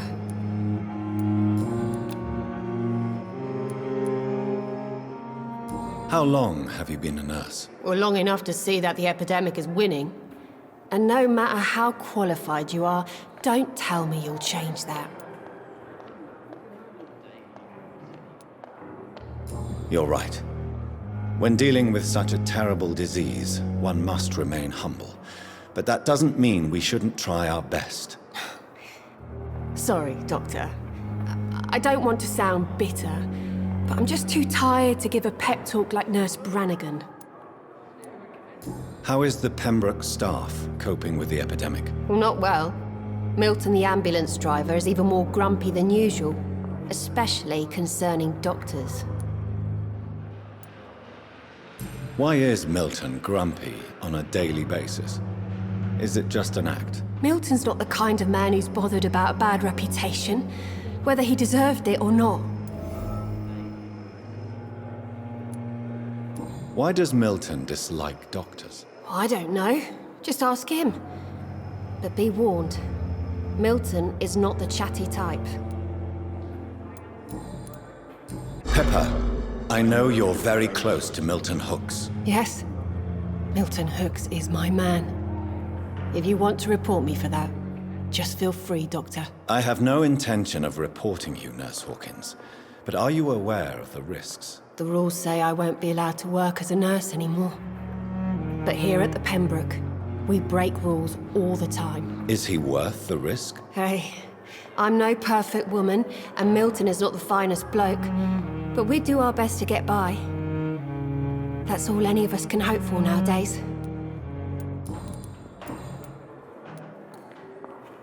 Milton cheats patients out of their money at this hospital, Pippa. Are you his accomplice? Yes, I am. Is this your definition of being useful? By abusing the sick and poor? No. It is my definition of getting out of this useless life once and for all. Why do you do it? Why not?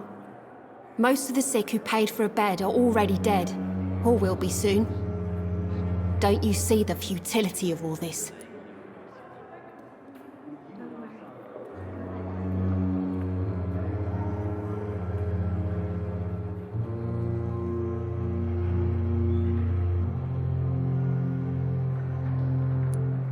How can you be affected by the misery around you, and be so heartless at the same time?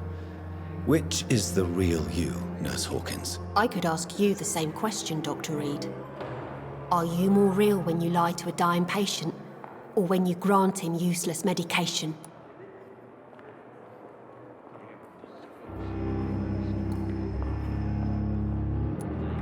Whose idea was it? What difference does it make? We did it together, and I'm guilty as charged. Answer my question. It was my idea first, even though Milton would say it was his, to protect me.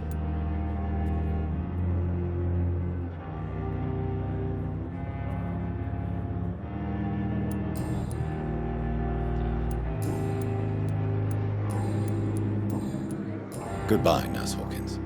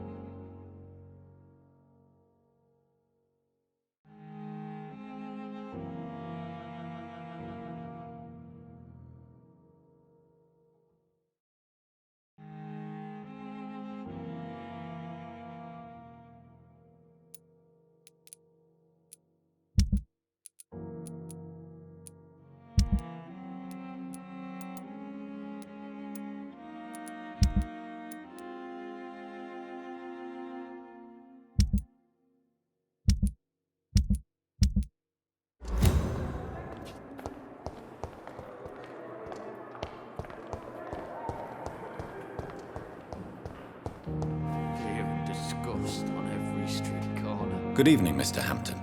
How do you feel? Dr. Reed, is it?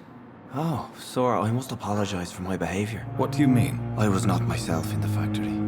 Fear and exhaustion made me say awful things to you, I'm afraid. You remained perfectly nice and polite.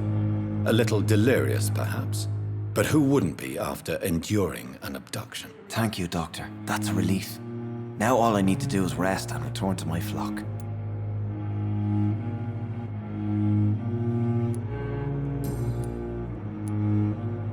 How did you end up in William Bishop's den? I had received alarming news about his recent behavior. I went to his place and he refused to let me go. Why did he abduct you? William was an alcoholic. His addiction suddenly changed to blood. I don't know why. Just like a patient I met here, this Miss Hawcroft. You dared to enter this awful place alone. You're a hero, Mr. Hampton. Or a fool. I'm just a man trying to help his friends, Dr. Reed. William Bishop was a conflicted soul, searching for light. Do you know Tom Watts, the bartender from the Turtle?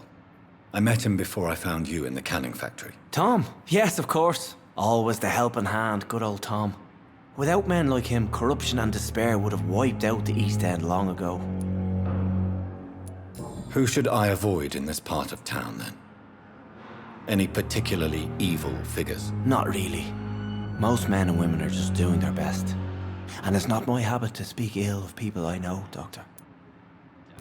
People are still in despair. How could it be otherwise?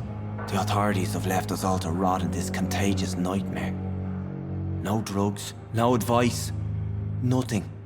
It's a damn shame. What is the general situation in the East End docks? The situation has always been tough, with a lot of tensions between the gangs and the dockers' trade union.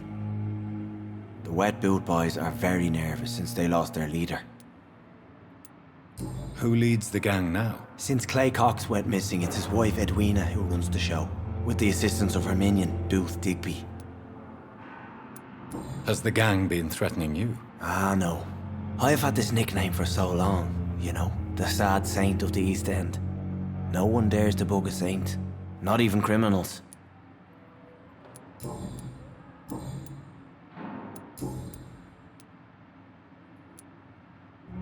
Have you made friends since you arrived? Not really, but I recognize Miss Harriet Jones. I knew her when she lived by the docks. That poor woman had such a miserable life. You never came to see her here at Pembroke. Receiving visits when sick can be an important part of the healing process, you know. We're not just bodies. You're preaching to the converted now, Doctor. To be truly honest, I thought she was dead. She left the docks many months ago. What do you do for a living, Mr. Hampton? I can't help but notice the cross around your neck. I manage a night asylum for the poor and homeless of the docks. And I try to guide the lost and hesitant on the right path to our Lord. Why didn't you use your cross against William Bishop? To repel him somehow? That's a very strange question, Doctor. A cross is no magical token, if that's what you were trying to say. Not mine, anyway. Are you a priest, Mr. Hampton? A deacon, maybe? Not at all, Doctor. I'm just a man of faith willing to preach the good word. How do you feel, Mr. Hampton? Medically speaking, I mean. I feel exhausted. Beyond exhaustion, actually. William drank so much of my blood in his madness. I feel empty. You're in good hands here. Dr. Swansea is well versed in blood transfusion, and I'm sure he'll take the best care of you. Thank you, sir. I believe all I need is rest, and then I can go back to the people who need me. Goodbye, Mr. Hampton. We'll talk again later.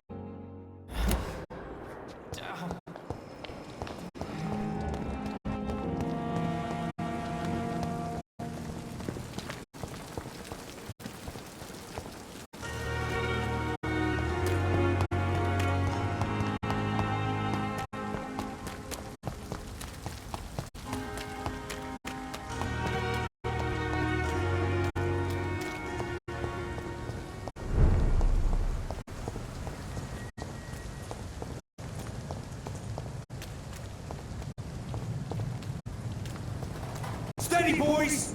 I got one of them here!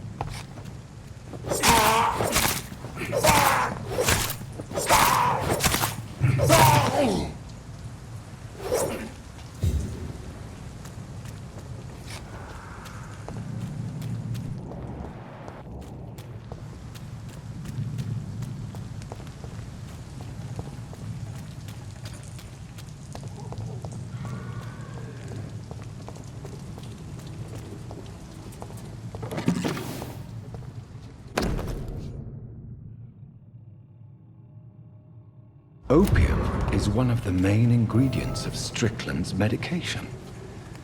Never a good move.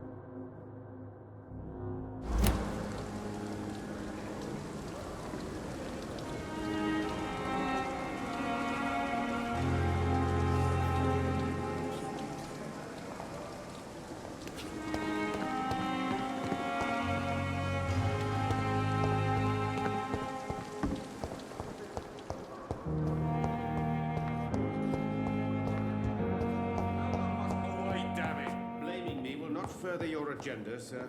How long to come and fix me from month? A year? You have the right to disapprove of our methods, and you will kindly apologize when you're feeling better. Good evening, Dr. Strickland. And good evening to you, Dr. Reed. Can I be of any help? I located the shop, but it was vandalized, and the owner is missing.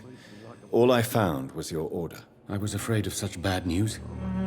People are so desperate they're ready to burgle a shop for drugs. That's quite a list you ordered.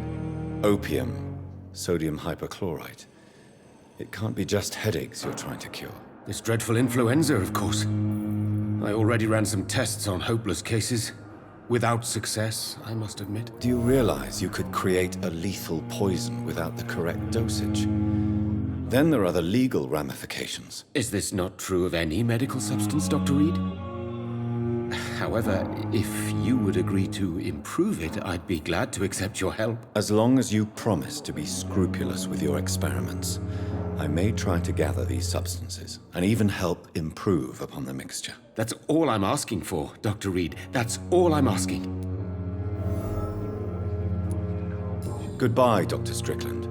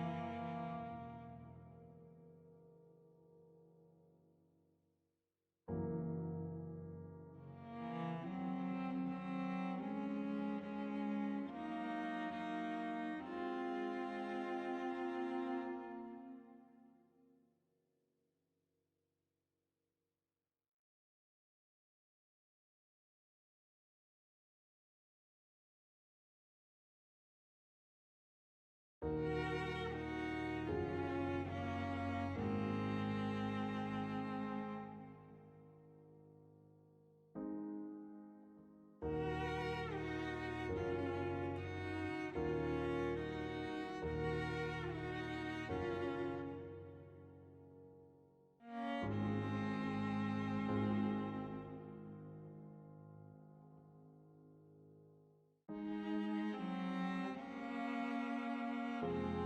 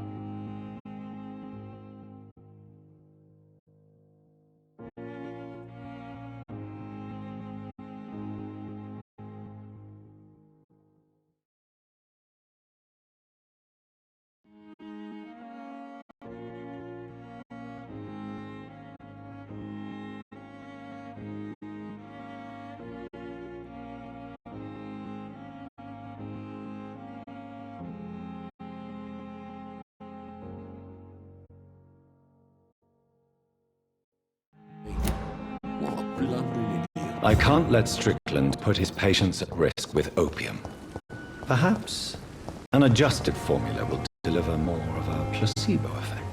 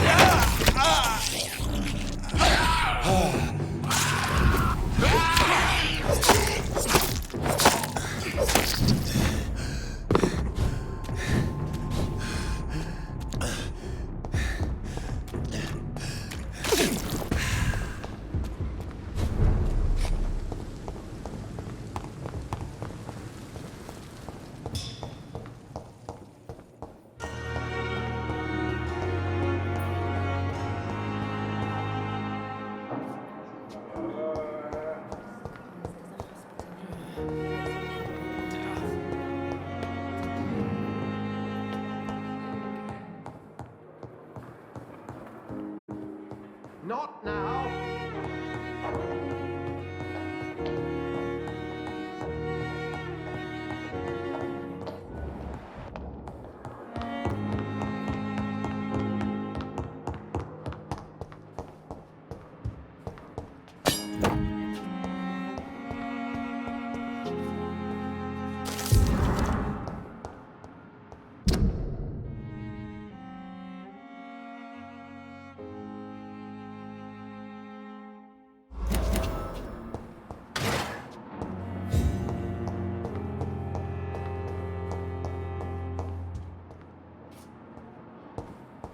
It's locked.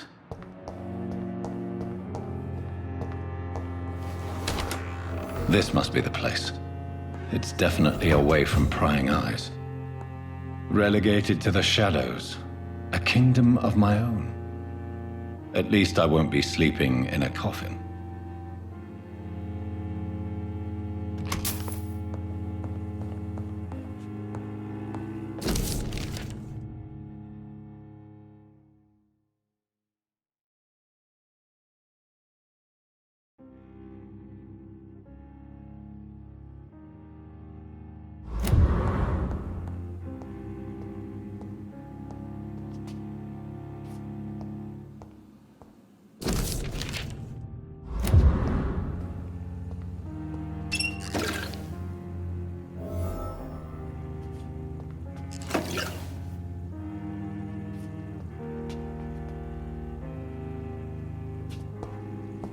The flower's dying. It needs water.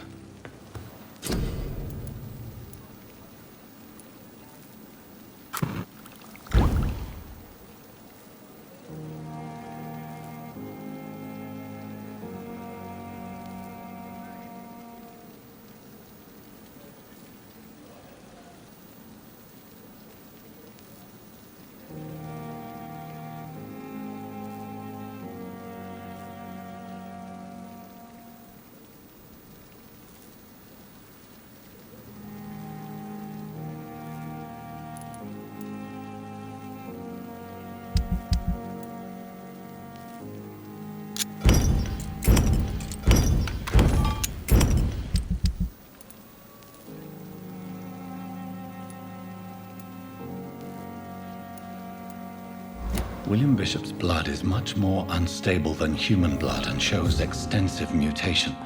But this is not what happened to me. I must keep on searching.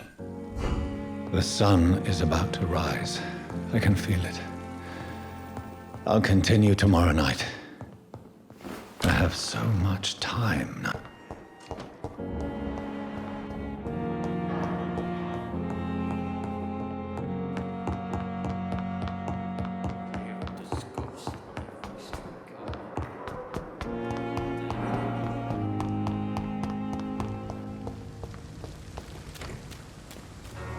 I'm sorry you ended up on my plain and cold medical bench, sir. I understand you must be very angry about this unfair situation. I managed to arrange to have you buried in the same mass grave as your wife.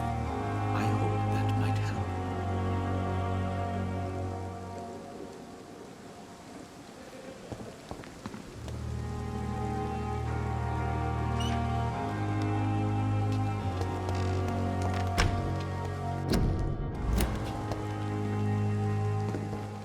It's locked. Good evening, Dr. Reed. Such a pleasure to see you again. Please show me what you have to sell. Of course. It's just trinkets and curios, really. But I'm sure they can be useful.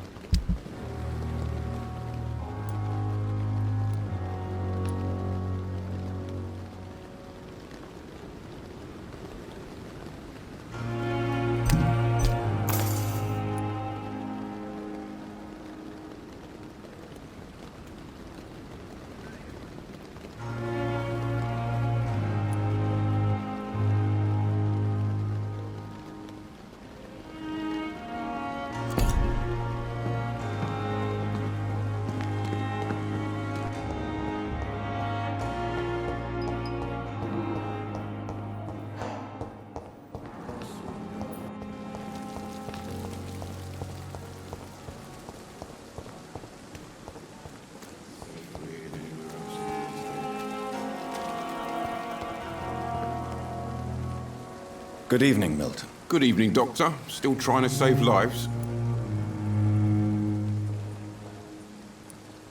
I'd like to see your goods. Wise choice, Dr. Reed. A reliable gun is what everybody needs these days.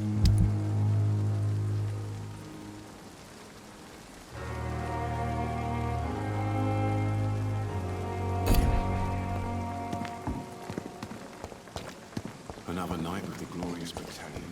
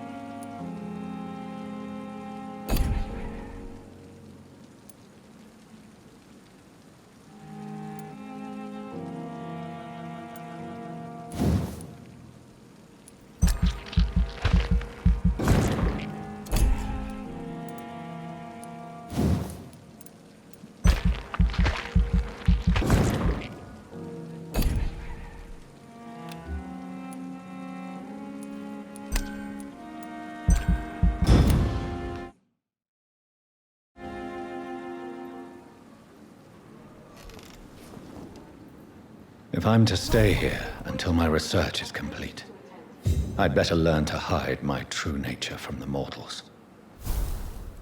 But what about my thirst for blood? Hurry now, Doctor. It's freezing here.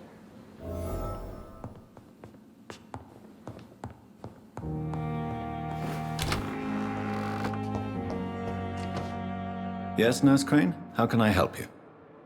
I'm so sorry. I know Dr. Swansea wanted you to rest, but we have somewhat of a crisis. A crisis, you say? Our supply of antiseptics is nearly depleted. I was hoping there was another box up here, but...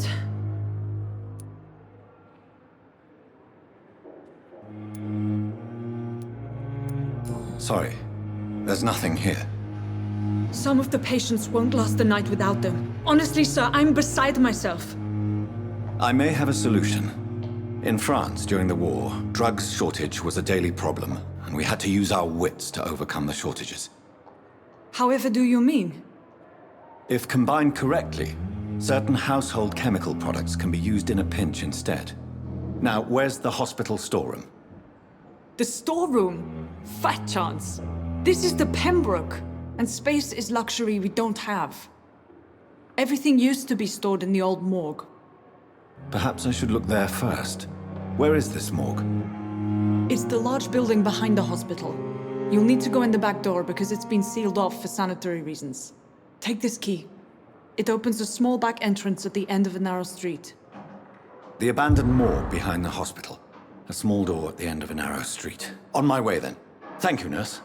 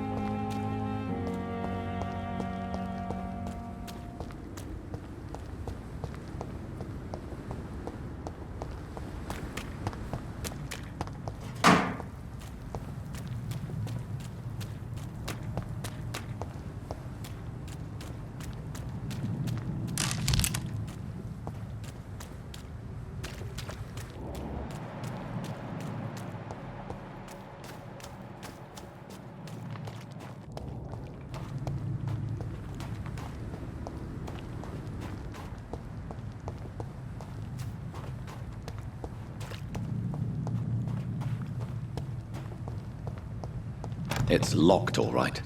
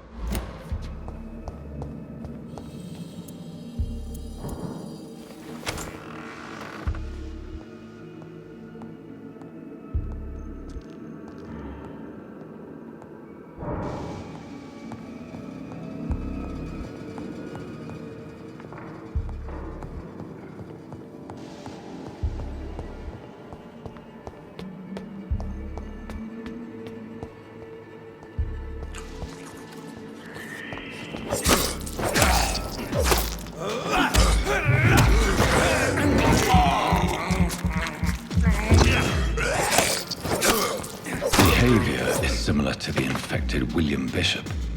Must be the same strain. This sickness moves faster than influenza.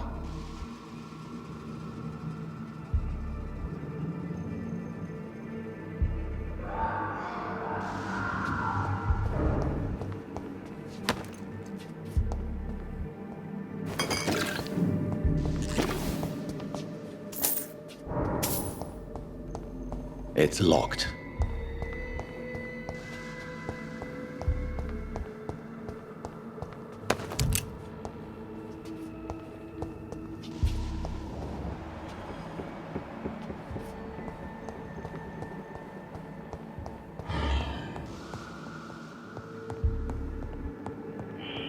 This key will surely grant me access to the basement.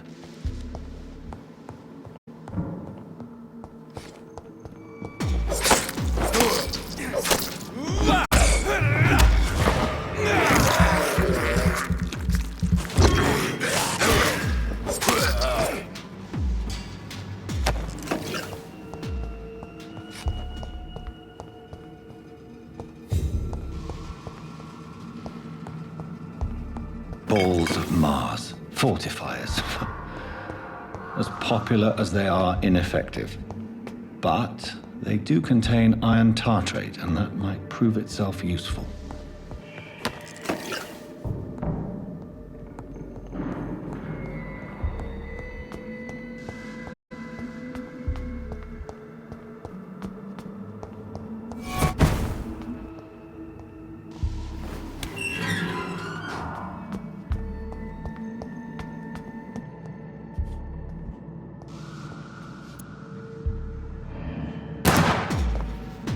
These scales feed from corpses and the husks of animals. They're not after blood.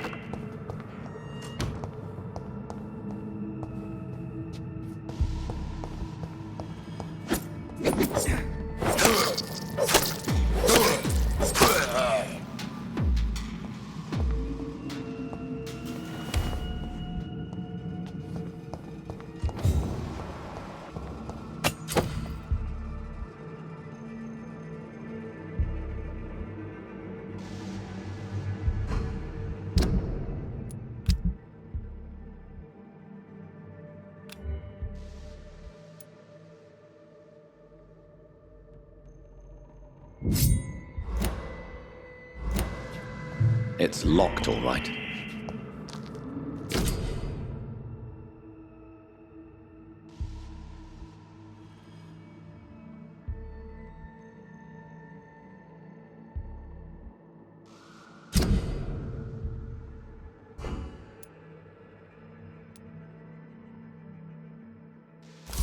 Mr. Connor's injuries don't match. Traces of a pinkish foam at the corner of the lips. Some sort of drug overdose, perhaps? Multiple abrasions and scarring on the arms and legs. Old and distinctive injuries of a sailor or a fisherman. The chest was originally opened to perform the operation. The sutures are clean, but the chest has been reopened. A puncture over the left lung, possibly a chest tube insertion. Not the cleanest work, but I think it was successful. Signs of internal bleeding. So, Dr. Tippett's anesthetics were incorrectly dosed, causing the patient's death. And then he tried to operate on him again. Tippett has made an egregious error. It's time we talked. Tippett has made an egregious error.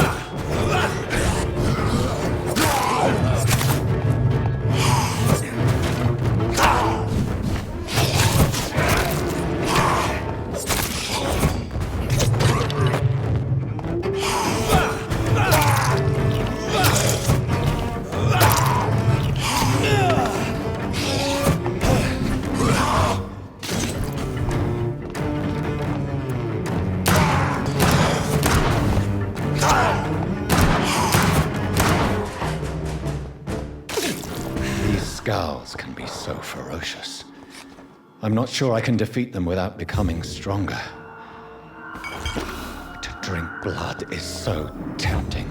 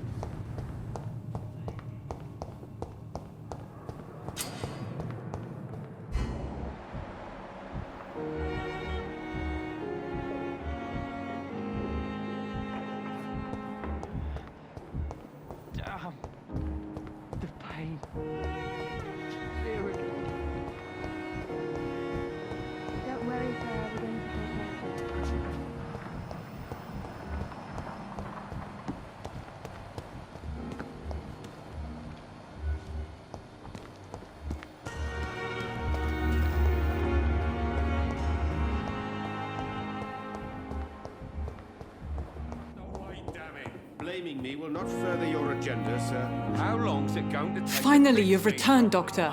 Did you find anything of value? Yes, nurse. You've worked your first miracle, Doctor. Now, this patient here needs immediate treatment. Duty calls. When the storm has passed, I'll show you how to mix the remedy yourself with the same basic ingredients. Many thanks, Doctor. When you've finished, you ought to report to Dr. Swansea in his office. He's been looking for you. Seemed pressing.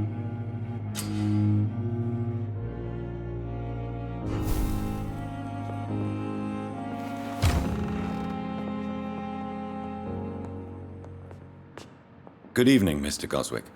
How are you? I'm okay. Do you need any help? I'm afraid I may, sir. I don't mean to be a burden. You are not a burden, sir. Healing you is my responsibility. And you have my gratitude for that. I have to go now, sir. But don't hesitate to contact me if you need any help. Good evening, sir. Doctor. You always need...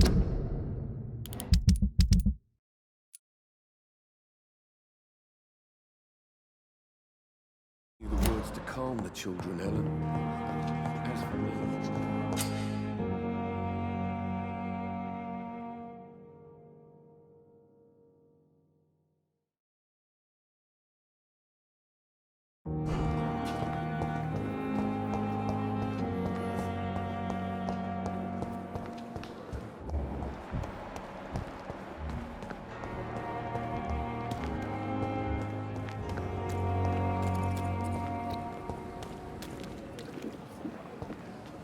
Good evening, Mr. Cox. Dr. Reed. Still working at night, I see. I like that. And why is that? People who don't sleep at night always seem more alive to me. More interesting, one way or another. You're lucky to be alive, Mr. Cox.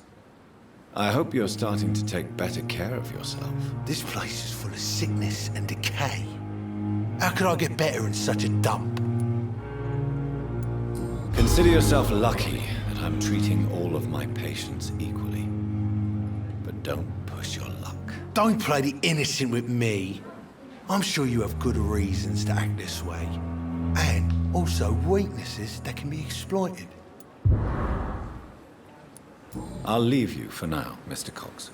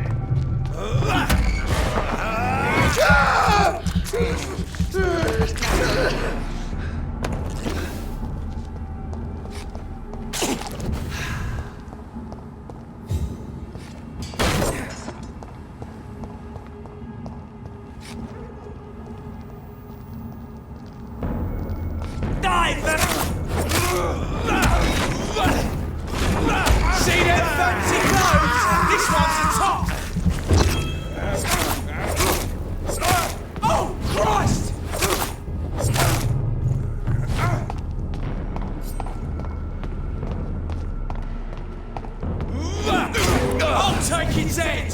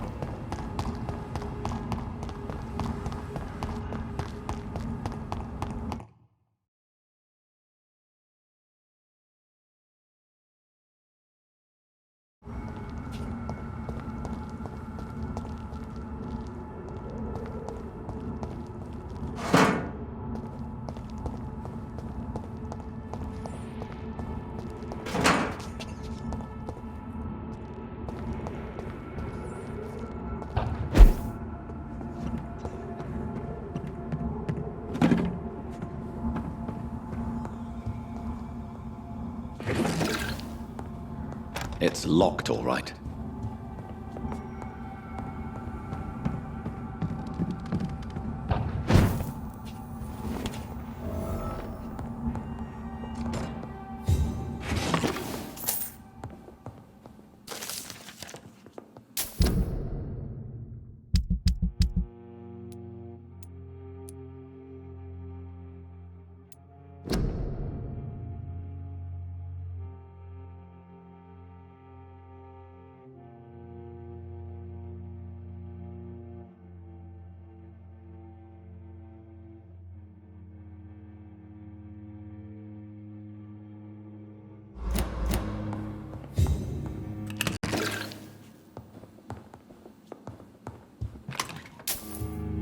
It's locked.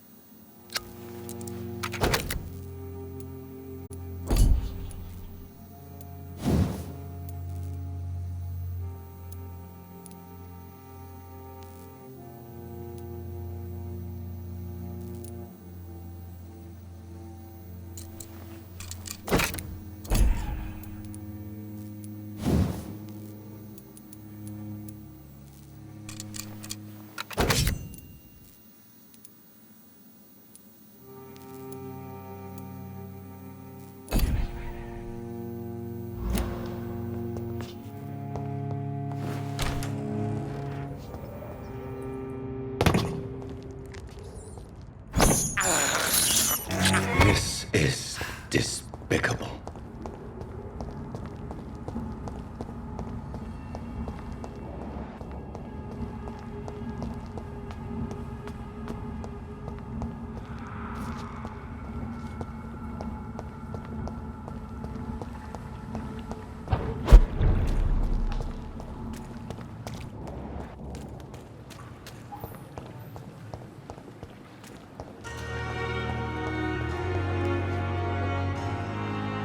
Please, sir.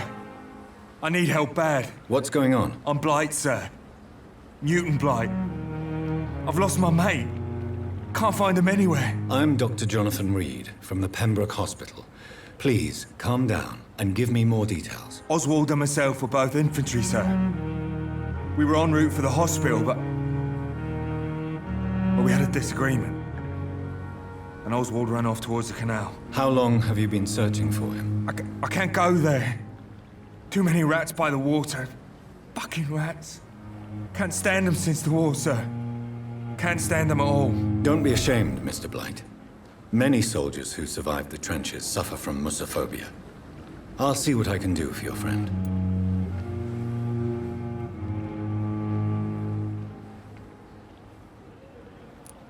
What can you tell me about yourself? I'm Oswald's best friend. We served in the same regiment, sir. Taken care of each other since we came back from the front.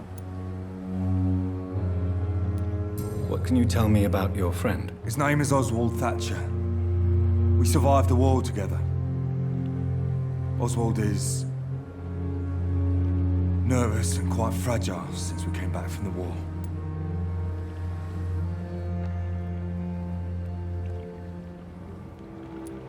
This is a dangerous part of town. What are you doing here? We were looking for the Pembroke Hospital. We both need help. Treatment, I mean. To get some sleep. Just need to feel better, sir. Where was your friend the last time you saw him? He went down by the canal. He didn't want to go to the hospital. I think he went to the sewers on purpose. So I couldn't go after him. I have all the information I need for now. If I find anything out about your friend, I'll let you know as soon as I can. Thank you, Dr. Reed.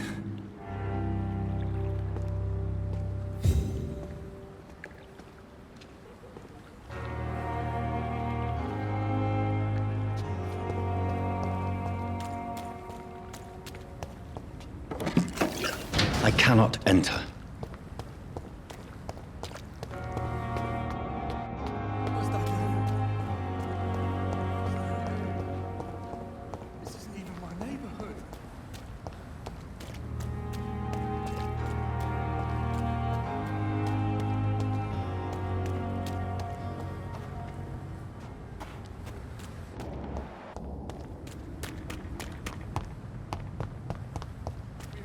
So many times.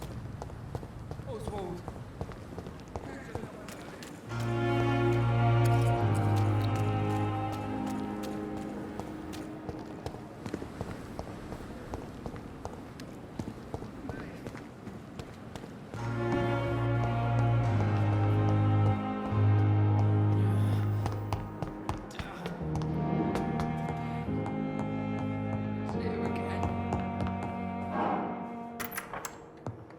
Please, Jonathan, come in.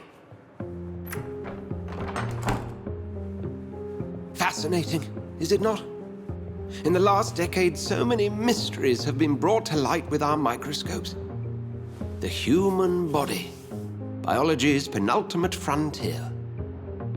The more we explore its boundaries, the less we're able to trace a clear line between life and death. You, my friend, have a foot in both countries. The view must be vertiginous. It's at least as vertiginous as chatting about vampires with you, I would say. This must be all so new to you. This area of town, the hospital, a brand new life. How stimulating it must be. I wish I could share your enthusiasm, Dr. Swansea, but my condition defies scientific categorization. Undead? Unalive? Immortality defies logic. I cannot express my thrill at this serendipitous turn of events. The world's most eminent specialist in blood transfusions, a vampire. One might say a gift from heaven.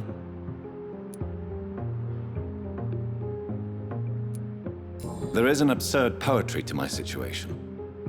Physician, heal thyself. Forgive me.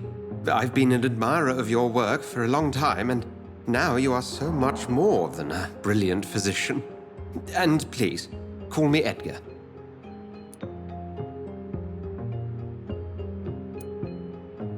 There is no need to apologize, Edgar.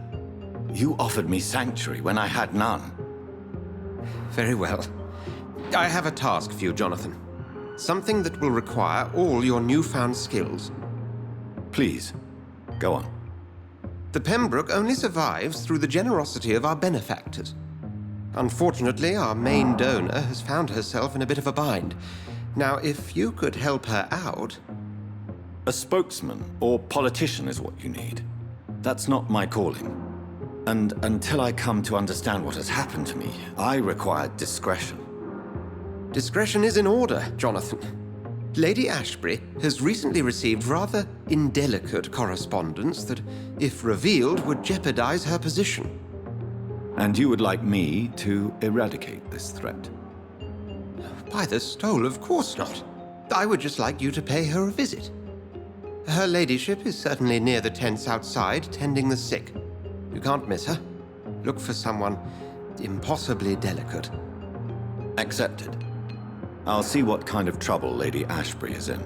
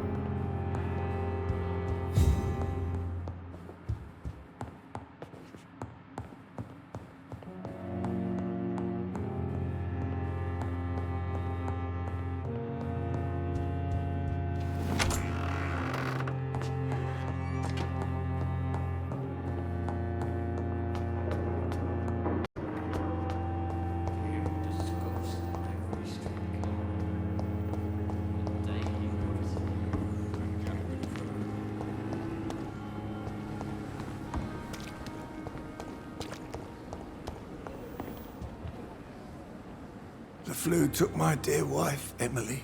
I take comfort knowing we'll soon be together again.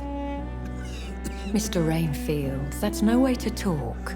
You're in good hands here, and we'll be up again soon enough.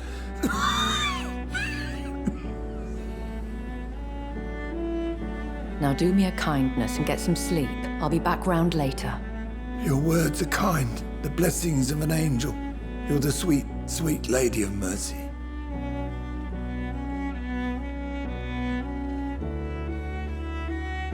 Good evening, Dr. Reed. It's a pleasure to see you again. You seem surprised. Dr. Swansea has brought me up to speed concerning your recent appointment to Pembroke Hospital. You're a the lady who saved me that night, before vanishing into thin air. I remember you from the pub with Dr. Swansea. Indeed. Allow me to introduce myself formally this time. My name is Lady Ashbury. I remember you well, in spite of the brevity of our encounter.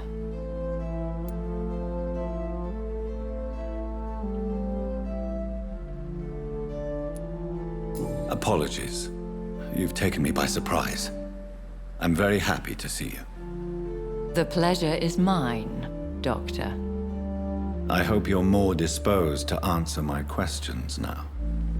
You must have countless questions, but our rather urgent matter first. Swansea has explained. My cover, if you prefer, has been compromised.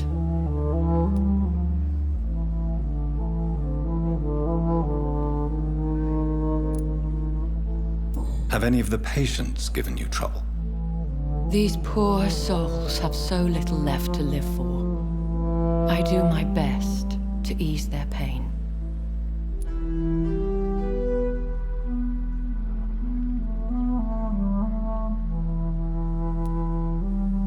The world would be a better place if it were cared for by women like you. You make me blush. I am simply a necessary evil. Pardon my boldness, Your Ladyship, but I have questions concerning this condition we share. As a newborn, your hunger for answers is rivaled only by your thirst for blood. But the questions need wait. I'm a scientist. My trade is in the deciphering of mysteries, and I need information to feed my mind. I will gladly answer every question you have, but first, prove yourself capable of resolving my predicament without eating the culprit. Dr. Swansea has commissioned me to be your agent in this matter. You could start by explaining what's amiss. These past insufferable weeks, I've been the victim of extortion. I've made a first payment, but the blackmailer grows greedy. I must refuse his most recent demands.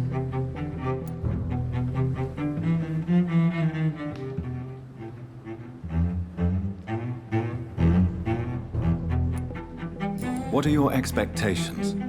Please be precise. As the newly appointed surgeon of this hospital, you are in an excellent position to ask innocent questions and deftly learn the identity of my blackmailer.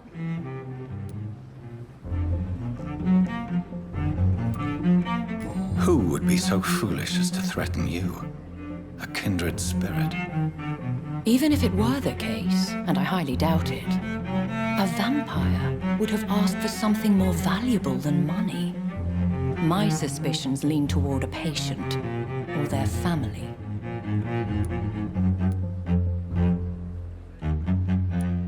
Please continue. Every detail is essential. I'm your man. My embarrassment in this matter is eclipsed only by my shame at having put the hospital at risk.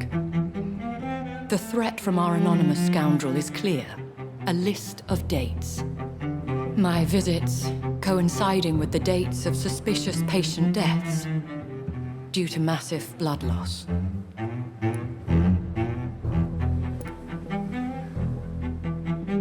I'll take care of it.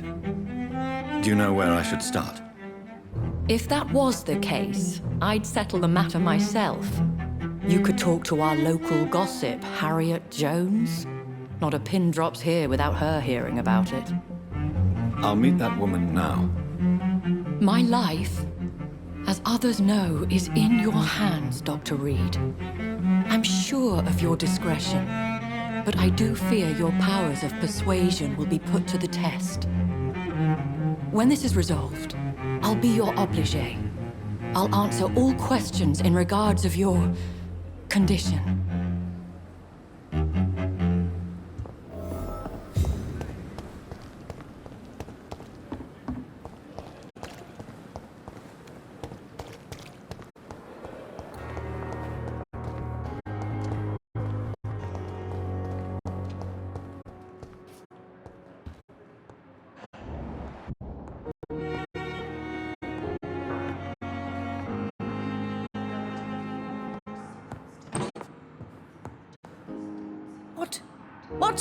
What is this? Who are you? Get out of my room. There's no need for alarm, madam. I'm Dr. Reed, the new surgeon. Preposterous. Dr. Reed, you say? I don't want some bumbling intern. Where's Dr. Swansea? Please, calm down, madam. I assure you that I am highly qualified. I'm just back from war duty. How brave. Threatening an old defenseless woman. You know how long I've been a patient here? You've picked the wrong fight. I'm Harriet Jones. Harriet Jones? Indeed. I've been meaning to have a chat with you. You know what goes on here better than any other patient, I gather. Oh, better than any patient, nurse or doctor.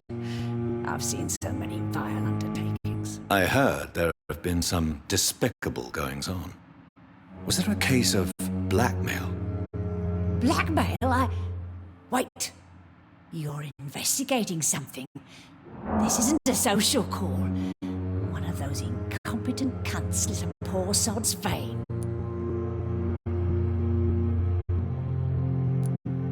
If I didn't know better, Miss Jones, I'd be inclined to say you enjoy this type of idle gossip. God's honest truth, Doctor. It's just the way it is here.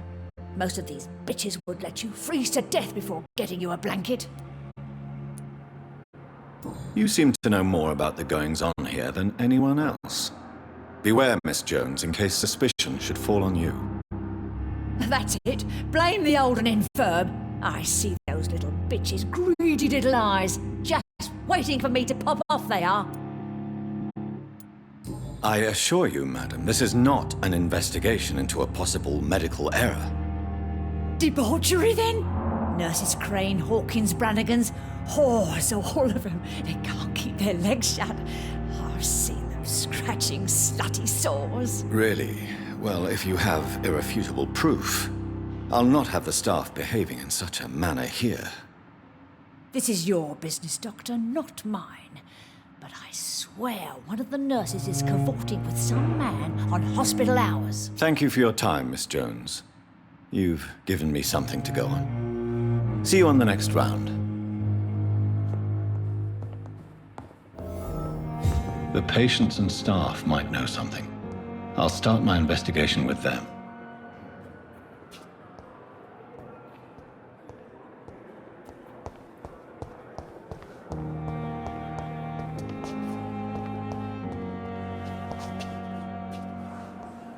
Good evening, Mr. Elwood. Evening, Dr. Reed. Have you heard rumors of underhand dealings in the hospital? If you want to know what's going on here, you better talk to Miss Jones. She knows everything. Especially what she shouldn't. Goodbye for now, Mr. Elwood.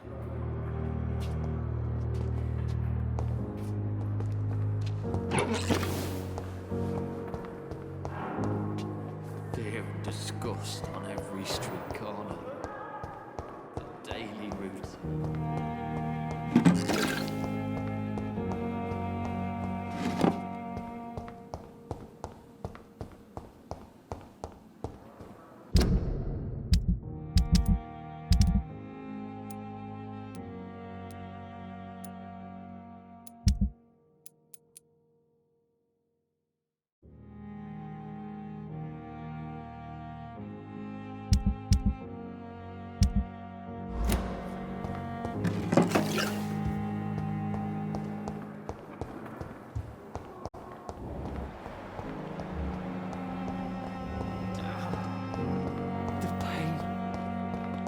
Here again. Good evening, Nurse Hawkins. Good evening, Dr. Reed.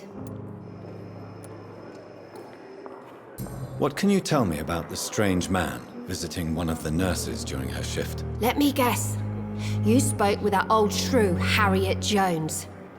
Do not pay attention to her, Doc.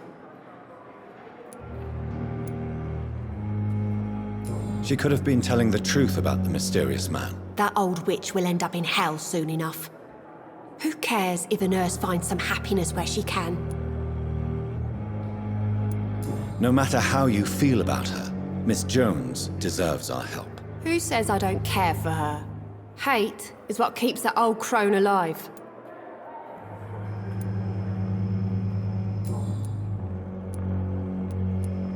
What can you tell me about the strange... Let me guess. Goodbye, Nurse Hawkins.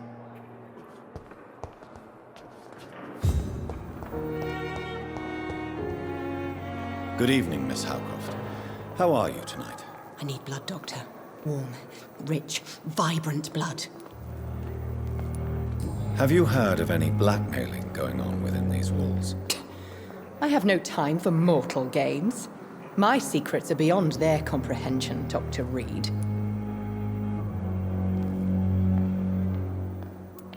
I'll leave you, Mistress of the Dark, to your nocturnal activities.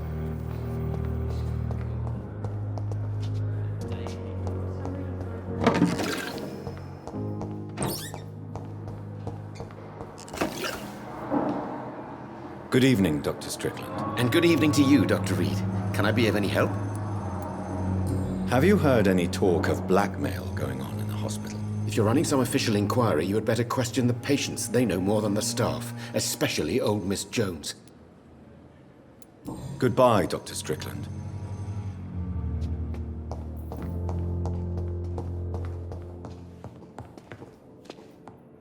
Good evening, Mr. Fiddick. Good evening, Dr. Reed. Any news about my operation? Have you heard talk of any blackmail here at the hospital? No, nothing. Goodbye for now, Mr. Fiddick. I'll see you later.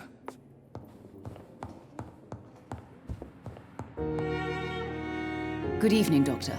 How is my son doing? Have you heard rumors of blackmail going on in this hospital? Dr. Reed, are you trying to take advantage of me? Of course not, Mrs. Goswick. I'm just curious. Well, go be curious somewhere else, please. Goodbye, Mrs. Goswick. Sweet girl. Reads me like a book. I never could keep anything from her. I'm quite busy right now, Dr. Reed. Have you heard about any blackmail going on in this hospital? Blackmail? Nonsense. Do you think Dr. Strickland has any chance of curing the Spanish flu by himself? His wish to cure the sick is not driven by pride, but by an idealistic view about our mission here. Honestly, I don't know which is worse. You consider him a good practitioner, yet you will not report his methods. Strickland may be a rival, but I will not use dirty tricks or regulations to prove him wrong. We are doctors, not politicians.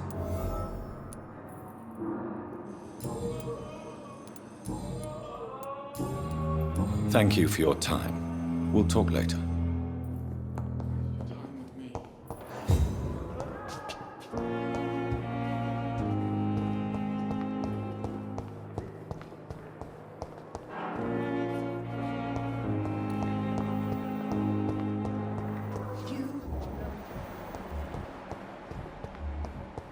Help me! Help!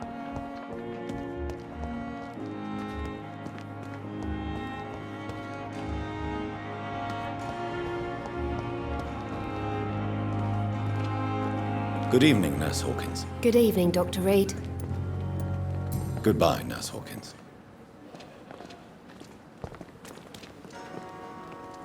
Good evening, Dr. Tibbets. Dr. Reed, any good news to share? Have you heard of any underhand dealings going on in this hospital? I have no time for such triviality, my dear colleague. We're here to save lives. Corcoran, I want you to tell me about Mr. Connor. How did he die? What happened? He was my patient. He died because of my mistake. That's the blunt truth. What was the nature of the mistake? It was a twofold error. My diagnosis was wrong, and the administered dosage was too strong. Who was this patient? I don't know. Some sick man from the docks, maybe a fisherman. I had no time to talk with him. No one claimed a body. Why not stop practicing? Are you mad? I killed that man, I admit it, and it won't happen again. I have saved so many lives since then.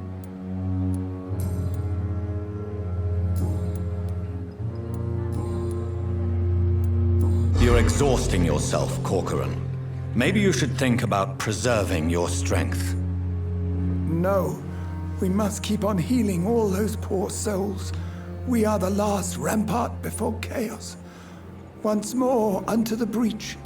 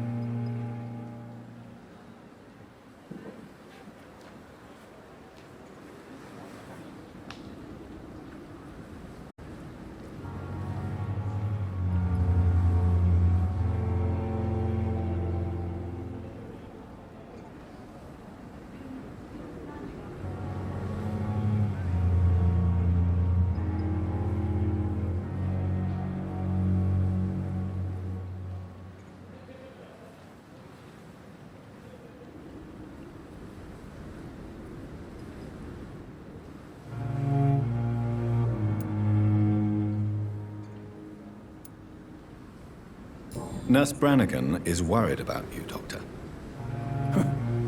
She should not have told you that. I will have a word with her. You don't have to blame her for her honesty. I'm not that kind of man, my dear Jonathan. Actually, Nurse Brannigan's opinion is the only one I may listen to.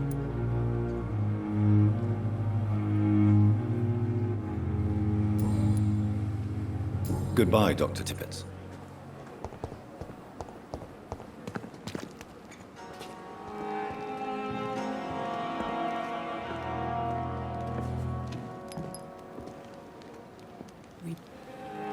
Good evening, Nurse Brannigan. Good evening, Doctor. Have you seen a strange man visiting any of the nurses here? I've never heard of such a thing, Doctor.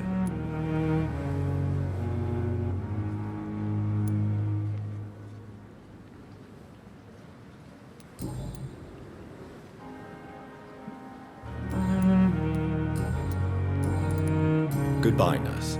Call me if you need assistance.